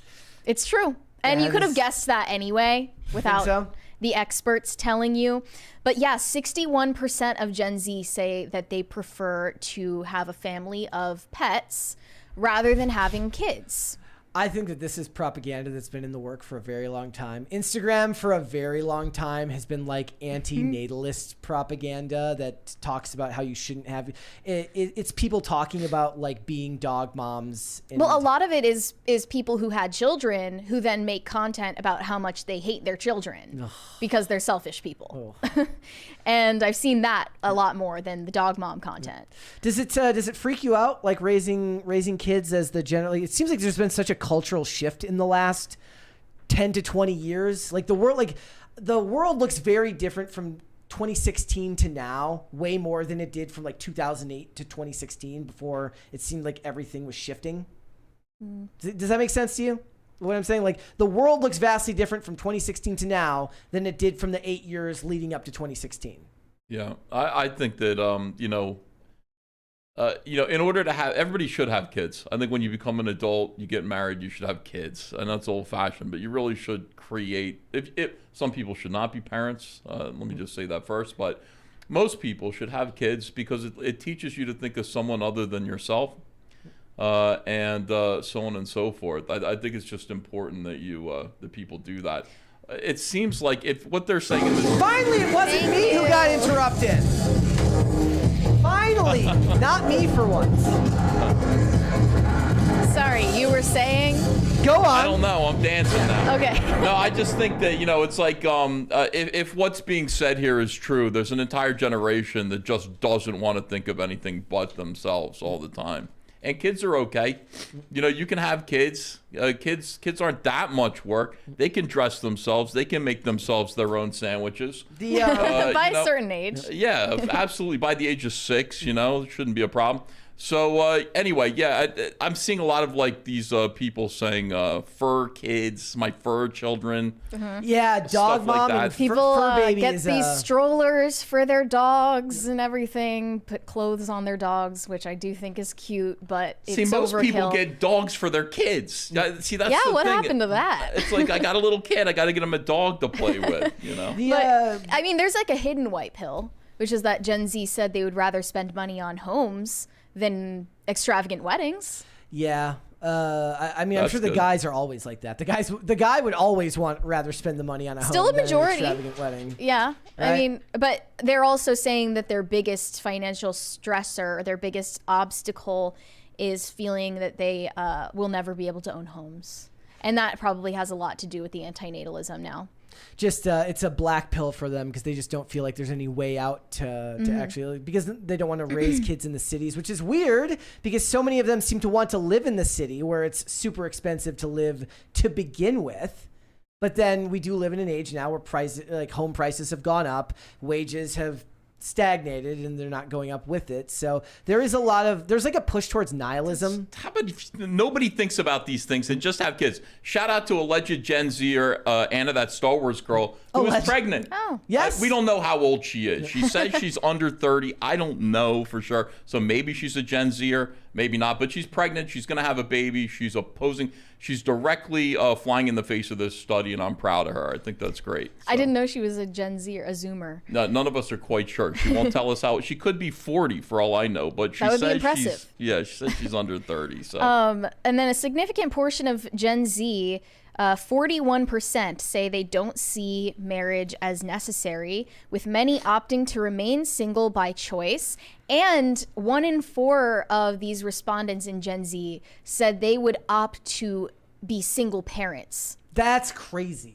Like that as a choice, not, your circumstances in life lead you to be a single parent, unfortunately, and it's more difficult. But they would choose to be a single parent over getting married. Because they want to raise a friend, which is insane. Not an actual child. That just sounds like something you would say if you don't know all of the responsibility that comes with it. Like you just see kids as the same thing as a pet, but at the same time you would prefer a pet over a kid. Yeah. You're exactly right. And again, it's people who are thinking about themselves and their own wants and needs rather than the needs of somebody else, like a child. So, and a lot of people, I mean, there's been a lot of media propaganda for a long time to make it seem like having a dad isn't necessary. Like you don't need dads are expendable now. You don't need dads. Only 38% of Gen Zers said they would prioritize starting a family over raising a pet. What does that even mean, raising a pet? It means putting food out once in a while and bringing it to the... You're not going to walk your dog down the aisle one day. Your dog isn't going to continue your legacy. You want to raise your cat with good morals. That's not a thing. I'm sorry. Perfectly. But, people say it makes you more attractive on dating apps if you take a picture with your dog. It doesn't. That's what they say. It doesn't. And I'll say this. I defined soy boys and what soy boys do, and I'll say it here. You can capture them, you can identify them by their avatars on Twitter. They're either and one of them is holding a beloved pet close to the camera next to your face, and you look like you're on the verge of tears. And there are so many people who do that, so many guys who have that as their avatar on Twitter. It's bizarre. What is the masculine version of that is, right? This guy's fishing. Yeah, holding up a fish. I think it's a green flag if he has a cat. instead of a dog. Really? That's just me. Okay. But yeah, it's true though, Ethan. 63% of U.S. singles said they're more likely to swipe right on someone on a dating app who has a dog in their profile.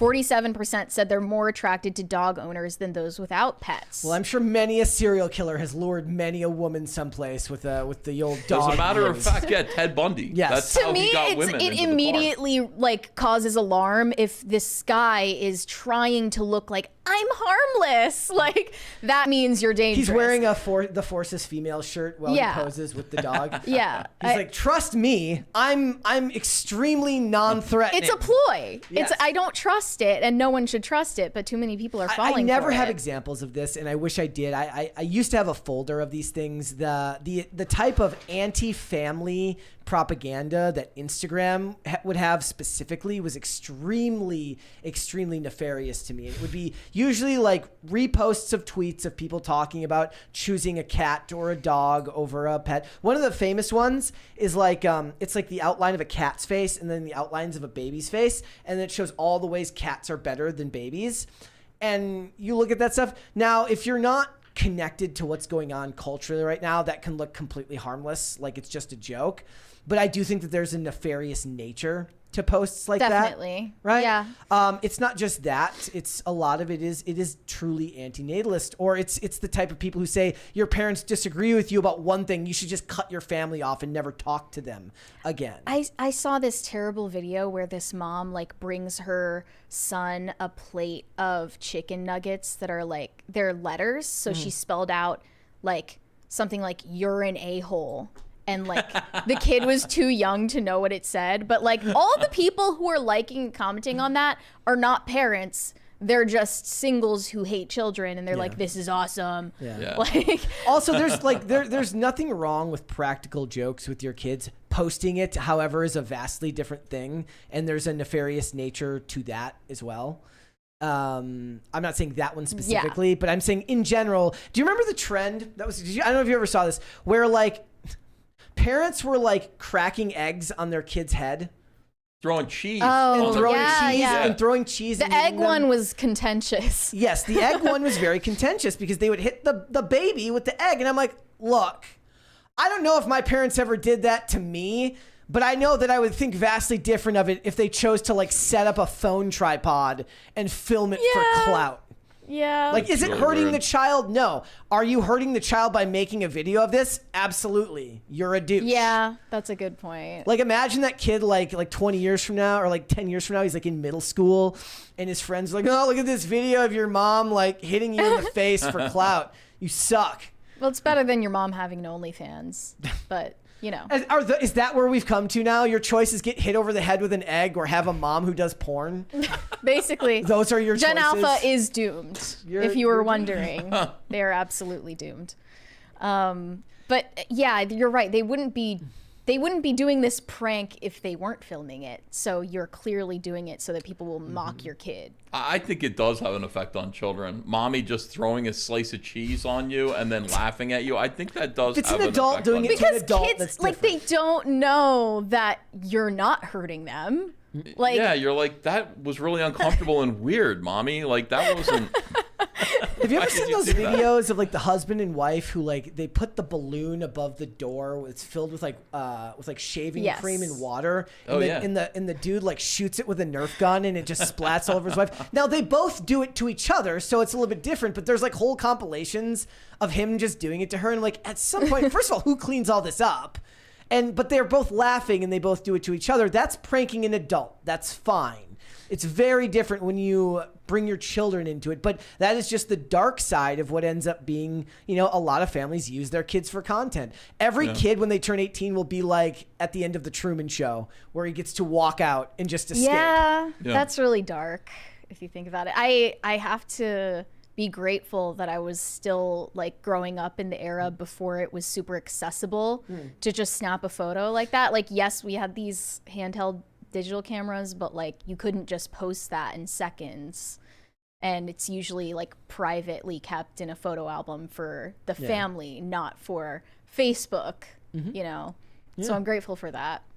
Yeah, the rules of family and social media are going to drastically change over the next. Gen Alpha has no such luxury. Yeah. It's going to be the majority of them. What is Gen Alpha? They're the next coming after Gen Z. So Oh boy. I think they're going to be in high school in only a few years. They're the oldest ones are, I believe, like 12 years old right now. Yeah. So they're growing up fast, and they're kind of the iPad generation, is what a lot of people are calling them. Even more so than the previous generations. They're going to be the AI generation. Gen Z didn't grow up with iPads. Yeah. These babies, you see them everywhere. They're on their iPads. That's true. I tried to read a book, for instance, on a Kindle and couldn't do it. Yeah, it's not natural. I can't read on a Kindle. I have to actually Doesn't feel right. hold the book. Yeah, you know? but they're growing up on Skibbity Toilet and AI videos, and It's literally designed to just like you mentioned Batman and Robin earlier. Remember Batman Forever when they would he would put the device on their head and their face would go blank because he was like sucking the brain power out of humans. That's what Gen Z and Gen Alpha look like when they're watching Skibbity Toilet and Kai Cenat.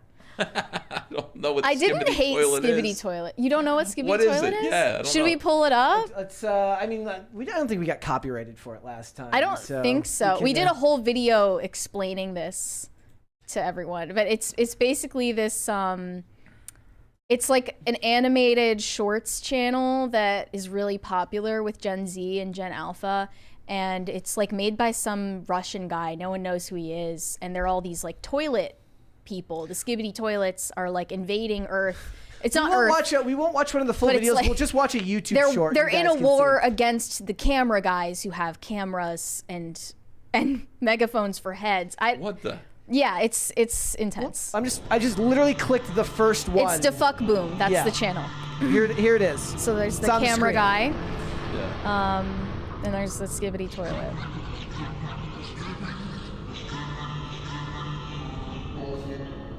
It's used with Gary's mod. What is this? It's Skibbity Toilet.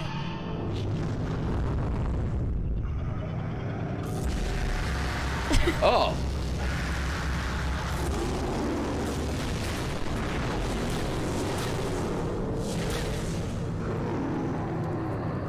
What in the world? Is this inspiring your comics? No, I don't understand. This is an insane person made this. This is like way more gory than the other ones we saw. This is my favorite so far. This is what But yeah. That's what the they're content watching. that Gen Alpha They're is watching that and watching. streamer and people on Twitch. Yep. And TikTok. So, you know, it's all downhill from here. Hold on, I basically. wonder if I can pull up Skibbity Biden. Oh, have you seen Skibbity Biden? You gotta see Skibbity That's Biden. the worst thing I've ever seen in my life. Skibbity Biden. Skibbity Biden. Hold on. Skibbity Biden is the worst thing I have seen on the internet today, and yes, it's real. Skibbity Biden. Skibbity Biden. Skibbity, skibbity Biden. Skibbity Biden. Skibbity Biden. It demonstrates the fact that brain rot memes have fully saturated the internet. Yes, the internet is a brain rot. Brain rot, paradise. yes, exactly. Paradise now. There's a $20 one there. BL Amaro said, 63-year-old retired soldier. Yes, I watch PCC on the regular. Regarding theaters and humanity is too poorly behaved to share a movie with.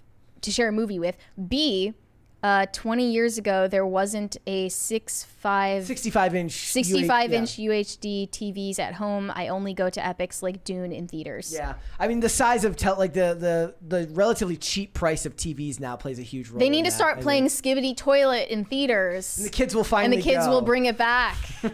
That's what's going to bring theaters back. Like, to be fair, like every time I go to the theater, like I have to take notes if we're reviewing something, so I have to put my phone. Like we always have to buy the tickets in like the back right corner so that I'm not upsetting someone, and I have to turn the phone brightness all the way to 0 and then like surreptitiously type as we're going. So, but the whole point is to not want to sit elsewhere and then screw it up for someone else by just being like. I could write a novel of notes about Skibbity Toilet Yes. and its philosophical meanings. So that's what Gen Alpha is going to be watching. It's going to only get worse. Yep. I'm ready. I'm ready for World War III. I'm I'm not trying to encourage it to happen, but I mean, if the nukes do come, it's okay. It's all right. Good game, America. They will do spin-offs, Skibbity Bathtub and Skibbity Sink. Great stuff. All right, let's go to Super Chats, and we're just going to hang out. We got till 5 today. Mr. Joker said, I'd rather we watch Mary destroy a city made of cardboard boxes in a dinosaur hoodie than see another Godzilla movie. I mean, they could do that. What they should get is the guy who made Godzilla -1 to do that with you. I have the wrath in me. I could do it. You do. David D said, Hail Cecil? Is that Yep, how you say Cecil. Cecil? Hail EVS. Chickens in the chat. Chickens in the chat, please, right now. Just There were many fill the chickens. chat with Represent. chickens. Joe go. Frago said, would you say you cover similar topics as FNT? I don't know. I don't watch FNT. We have a unique thing here. I think like a lot of times what we've really tried to do at the show is not tie it inherently to the news cycle. Like we did that with the Acolyte stuff today a little bit, and you have to sometimes. But in general, what I found is it's a lot more fun and the discussions can be a lot more fruitful if you find a couple of stories that loosely connect and then you try to just make a discussion out of that. Now, that's not always the best for segments if you're trying to segment this stuff off and make it into clips for later, because a lot of times what people are searching for on YouTube is tied to the news cycle. Yeah. But that's not the goal here. Not when you have to do it 5 days a week. And we do some healthy ragging on Gen Z. Yes. Shane H. Wilder said, AI has no soul. Some of it is good, but it just feels hollow compared to someone actually creating something. The question is, though, like, how many of the people who consume art think of it that deeply? They don't. Most people don't. Yeah. Like, most people Exactly. will not know the difference. That's not the voice of the majority. You might unfortunately. realize it without knowing it. Like, you go and watch a Christopher Nolan movie, and you don't know why he's able to make like government hearings interesting in Oppenheimer, but he can. That's artistry. Now, you may not be able to put to words. You just know that it's good. You don't know why. And that's not, again, that's not the audience's fault. It's your job as the creative to pull it off, not their job to make excuses for you. I can't think of anything worse than living in a world without art. I can't. I don't, you know, and I know that's where we're headed. I know AI is going to do that, and it's going to convincingly take over the job that was so ably done, you know, by Tyler Perry and what's his name? Ashton Kutcher. Ashton Kutcher. But yeah, I'm worried about that. I don't, you know, I don't know. There's a lot of things that I thought the future was going to bring us. Flying cars, those machines that like you just go, I want a cake, and like in your kitchen, and then boom, a cake appears. I saw those in a lot of futuristic 50s documentaries about the future. They're not here. Instead, we have AI taking all of the work that I did and then combining it and then giving it away to other people for free. And that's an outrage. I saw somebody posting the other day about how it's a friend of mine who creates, he's an artist by trade, and he was talking about how he's like, I do not consent to Instagram taking my work and using it for generative AI or machine learning. I'm like, you signed over the right. Unfortunately, TOS is king. And your consent doesn't matter. Your consent doesn't matter. As soon as you sign up for the platform. Corporations, yeah. A world where consent doesn't matter. Well, when it comes to TOS, it's king for them, right? Like he can unfortunately he can be mad, but if you choose to put your art on Instagram, that's I mean, if what's you baked have a into the work. phone, you're allowing your data to be harvested. It's already been happening. KC said, I'm glad EVS won't talk on PCC about Eric July. It will be a first on his streams. So let's talk about Eric July. Just kidding. We'll move on then. Cora Nelson said, Happy Friday, Bronx and Manhattan. Just them? Is that us? Is that, I'm That's Bronx, your Bronx, you're I'm Manhattan. Manhattan. I was like, do they just hate the rest of New York? What the hell's going on? I'm glad you caught that. SoCal said, EVS is a rainbow flag doxer. Your private info isn't safe with him. He doesn't look like a rainbow flag to me, but I'm Are you gay? Maybe I'm wearing the wrong glasses. Very heterosexual. Thank you very much. just checking. Yeah. I don't know how to say this. Cloth? Katoth? There's a T right there. I'm sorry, I don't know how to say your name. Swiss. They're coming for your children. I don't know who that's referring to. That was in response to the comedian. Oh. In the joke. Comedians. Comedians as a are whole. coming for your children. Yep. Kyle Miller said, "Hail EVS, hail Comicsgate," and a bunch of chicken emojis. Lots of chickens. Represent the chickens. Shane H. Wilder said, "The comedian effed around and found out." Look, when we came here, and I was telling EVS like, oh, they moved IRL over to the other studio. The first thing he asked goes, "Are the chickens still here?" Yes. The chickens are still here. They're still safe. We still have chickens here. There's a big chicken coop out in the backyard for people who don't know, and they Tim had a bunch of chickens. They're still there. They're beautiful. Garfield's Bizarre Adventure said, "Can EVS say hi war campaign?" Hey, war campaign. What's up, losers? How you doing? Gordon Was campaign. Shumway said, "Chelsea Handler comes from the leftist point of view that African Americans are a protected class unless they support Trump. Then you can take the gloves off and go full racist." It's always the meme where it's like it's a picture of what's his name from American History X, and he transforms into the skinhead. Andrew Yu said, "You heard about the Lego Pharrell Williams movie?" Yeah, we didn't even bring it up today. I said, again, how did this get, like, it looks cool. It looks interesting, I guess, but like, why are you making a why biopic is about why is a Pharrell Lego Williams? biopic about Pharrell Williams even getting made unless he filmed it, unless he like funded it himself? I don't That's know. amazing. I don't know if this was a troll, but somebody said they tweeted this exact idea in 2011 That's awesome. and that they just blatantly stole it from him. How do you even prove that though? He's like, look, It was a love screenshot Legos. and it said that he tweeted it in 2011. I don't know. Seems like a stupid idea to me. Bad Adam 12 said, "Hey Ethan, bought the rainbow lunchbox perk last night. Looking forward to meeting you at Garden State later this month. Cyberfrog forever." Thank you.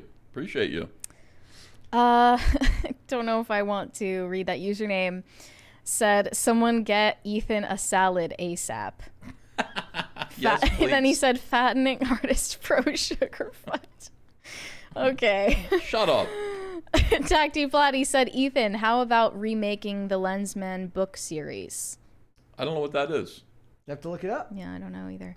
Kyle Miller said, Transformers was a dying brand when IDW was making them trans.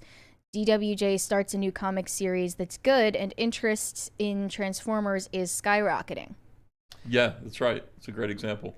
Transformers is also one of those ones that will always be an interest in from kids for Transformers because it's just such a great concept. I'd like to see that happen to G.I. Joe. And I Yeah. think it is going to happen because the same comic book studio is doing G.I. Joe comics too. Yeah. But they haven't had good movies. They're going to make more I Nintendo unapologetically movies. love both of the bad G.I. Joe movies. I don't care what anyone says. I didn't say they were good. I said I love them. I think they're going to have a harder time with them because of the pro-America bend to it, and Hollywood doesn't like America very much. Well, the second one was like, he wasn't a real American hero. It was what was the second one? Was like Rise of Cobra, and then in the third they made the Snake Eyes movie that nobody saw. Yeah, but didn't they work for the UN or something Yeah, like that? it wasn't. But the point is, like, if they wanted to do an actual accurate version of it, it's going to be very hard for Hollywood to be like, fine, we'll make a movie that's nice about America. Ugh. They did it with Top Gun Maverick. Tom Cruise produced it though, and he has more leeway. Yeah. So you got to get Tom Cruise to produce a G.I. Joe movie. I'm down. Could he play G.I. Joe? He's too old? He's too old. Darn. Tacti Platty said, "Brett, I will DM you that cheaper theater nearby." Look, I love going to the theater that we go to. I have no problem with it, Yeah. and paying that money for the seats that recline is good. The Rumbling said they need to reboot Robotech Macross. I don't know if I said that right. What about Street Sharks? I mean, it could. I was just thinking about that the other day.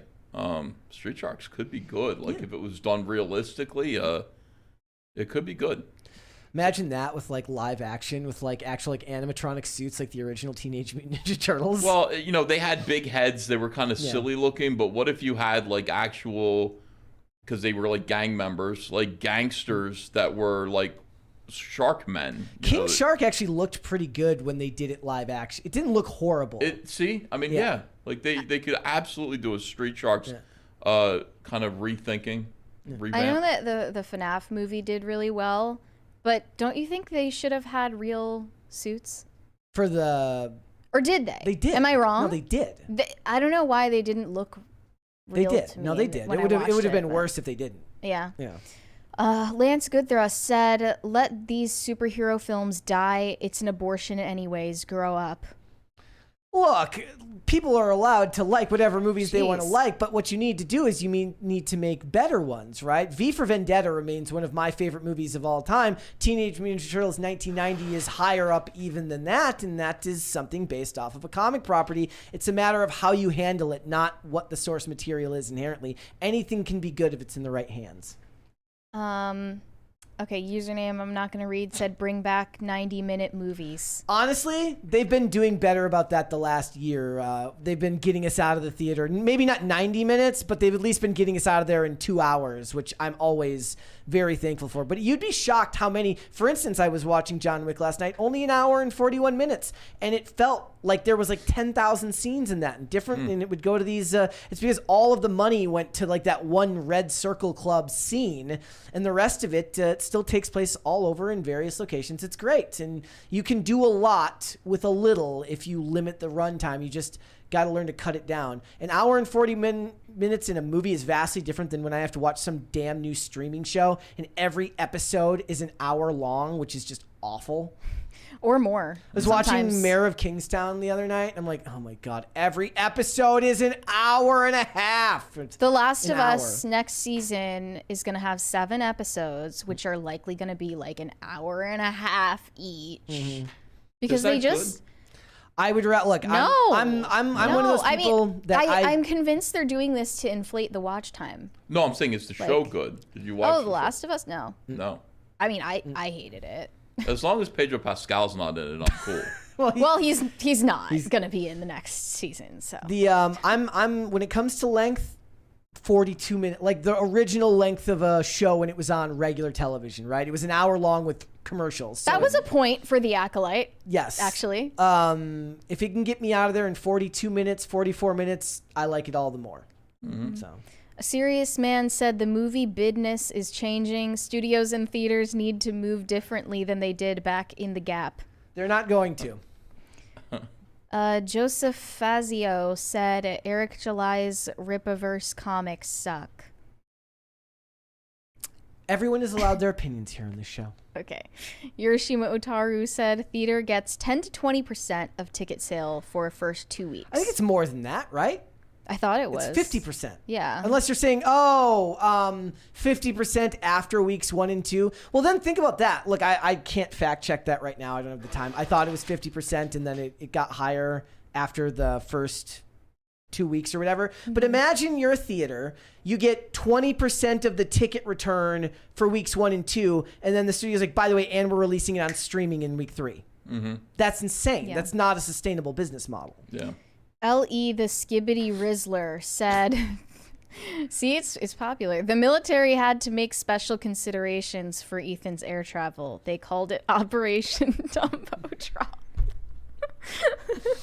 Shut up. Am I allowed to laugh? Of course you are. My detractors are so funny. Okay. Dekar said, Ethan, I'm peeping game and talking squirrel words. Okay. What makes something squirrel words? Well, I think it was weasel words, but it got... I was going to say weasel words is the one I've heard. It got translated as squirrel words, and that really makes me laugh. So. Okay. Hibbity, what is it? Hibbity dibbity? Skibbity toilet. Skibbity. Okay. Hibbity dibbity is fine. Serious man said, has the real FNT changed channels? I have no idea. I don't know either. Not that Jon Stewart said, oh, Mary, they will absolutely have fake weddings for their fur babies. Yeah. They're marrying their dogs now? That's just weird. How is that legal? That's really back in the weird. day, you went to jail for stuff like that. T-Dog said, Mary, 5 crisis parties, larger Russian hat. How about we get 5 more? And then I'll wear the hat? Yeah. It's summertime. Yeah, it's a lot of work. Damn. We're going to have the AC blasting. Garfield's Bizarre Adventure. Read it. Said, go ahead. Somebody spent money on this. Read it with the dignity that it deserves. Let's go. I'm going to read it, okay. Deep breath. Give me a second. Deep breath. You can do it. To compose myself. Deep breath. You can do it. Buy queer some blue BDSM skeleton bread. Buy Queersome Blue BDSM Skeleton Pride story. Back it now on Indiegogo. Back it on Indiegogo. I'm crying. Real How much did they pay for that one? $2? $2. Come Come Don't on. read that. I'm sorry. If you want to dunk on us like that, like windmill dunk on me, you have to pay at least $5 at least. Oh. I'm sorry. Thank you.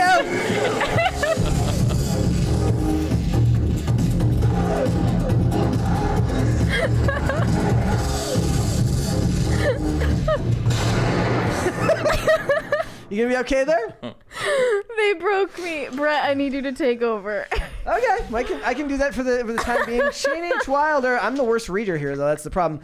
They don't see marriage as necessary, as no one looks at it as a sacrament. If you can't give of yourself to another person who can take care of themselves, how can you do so for a kid who can't?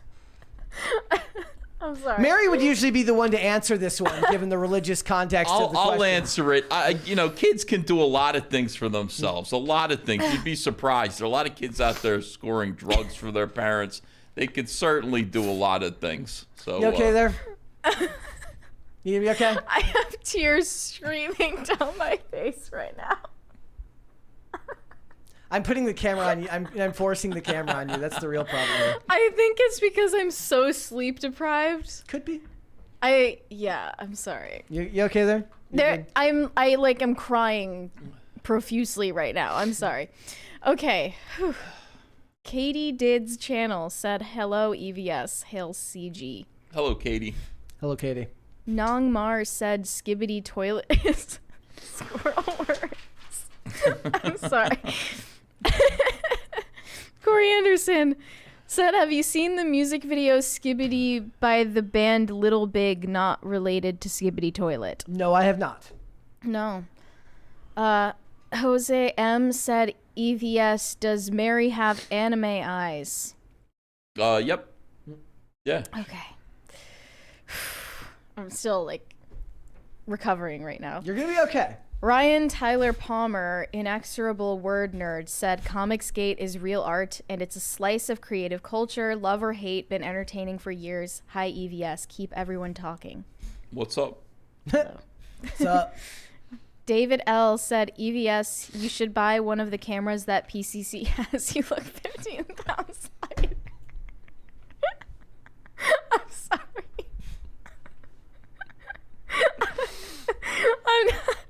I'm not laughing at you. No, I'm sure. Tacti Platy said Ethan the Lensman is an older sci-fi book series from late 40s to mid 50s. With many parallels to Green Lantern. To the Green Lantern Corps. Okay. That's not one I've ever heard of.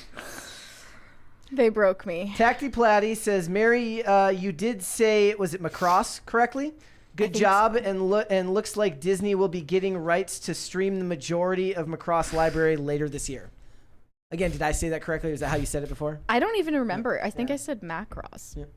DCNC said 90s 2000 AD mag was the bomb. Okay. Crusader Joe said, when is the story going to break that Eric July was...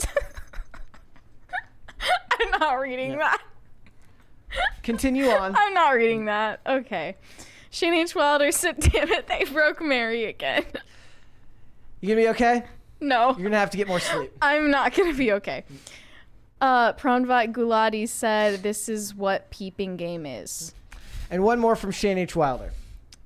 She can't even dance because she broke so bad. Yep, they broke you. What's crazy is how much my eyes are tearing up right now. I have tears streaming down my face. Mary will sometimes talk about how she will just randomly start crying during the show, and I give her crap. I'm like, so you are a girl. I have emotional issues. Yeah, she doesn't cry normally, so it comes out at random times. Yeah.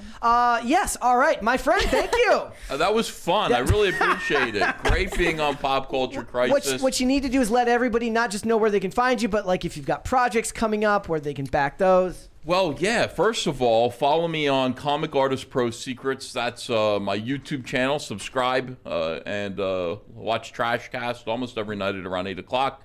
I like the pencil videos. The pencil when I'm actually making videos and looking at articles. Yeah, I miss those were. So I used to work at like an apartment complex, and I did maintenance at an apartment complex. So I'd be listening to YouTube all day, and I always looked forward to the new videos back then. We'll see. Yep. We'll see how that goes. I might bring that back, and then also check out Cyberfrog on Indiegogo. Okay, all right, Mary. We still have super chats to get through now. Shane H. Wilder said, "Go home, Mary. Get sleep. You done broke." It's true. All right. Mary, and another one there's another one from Jose M. He said, "I'm gonna need a puppet of this PCC show rip of verse."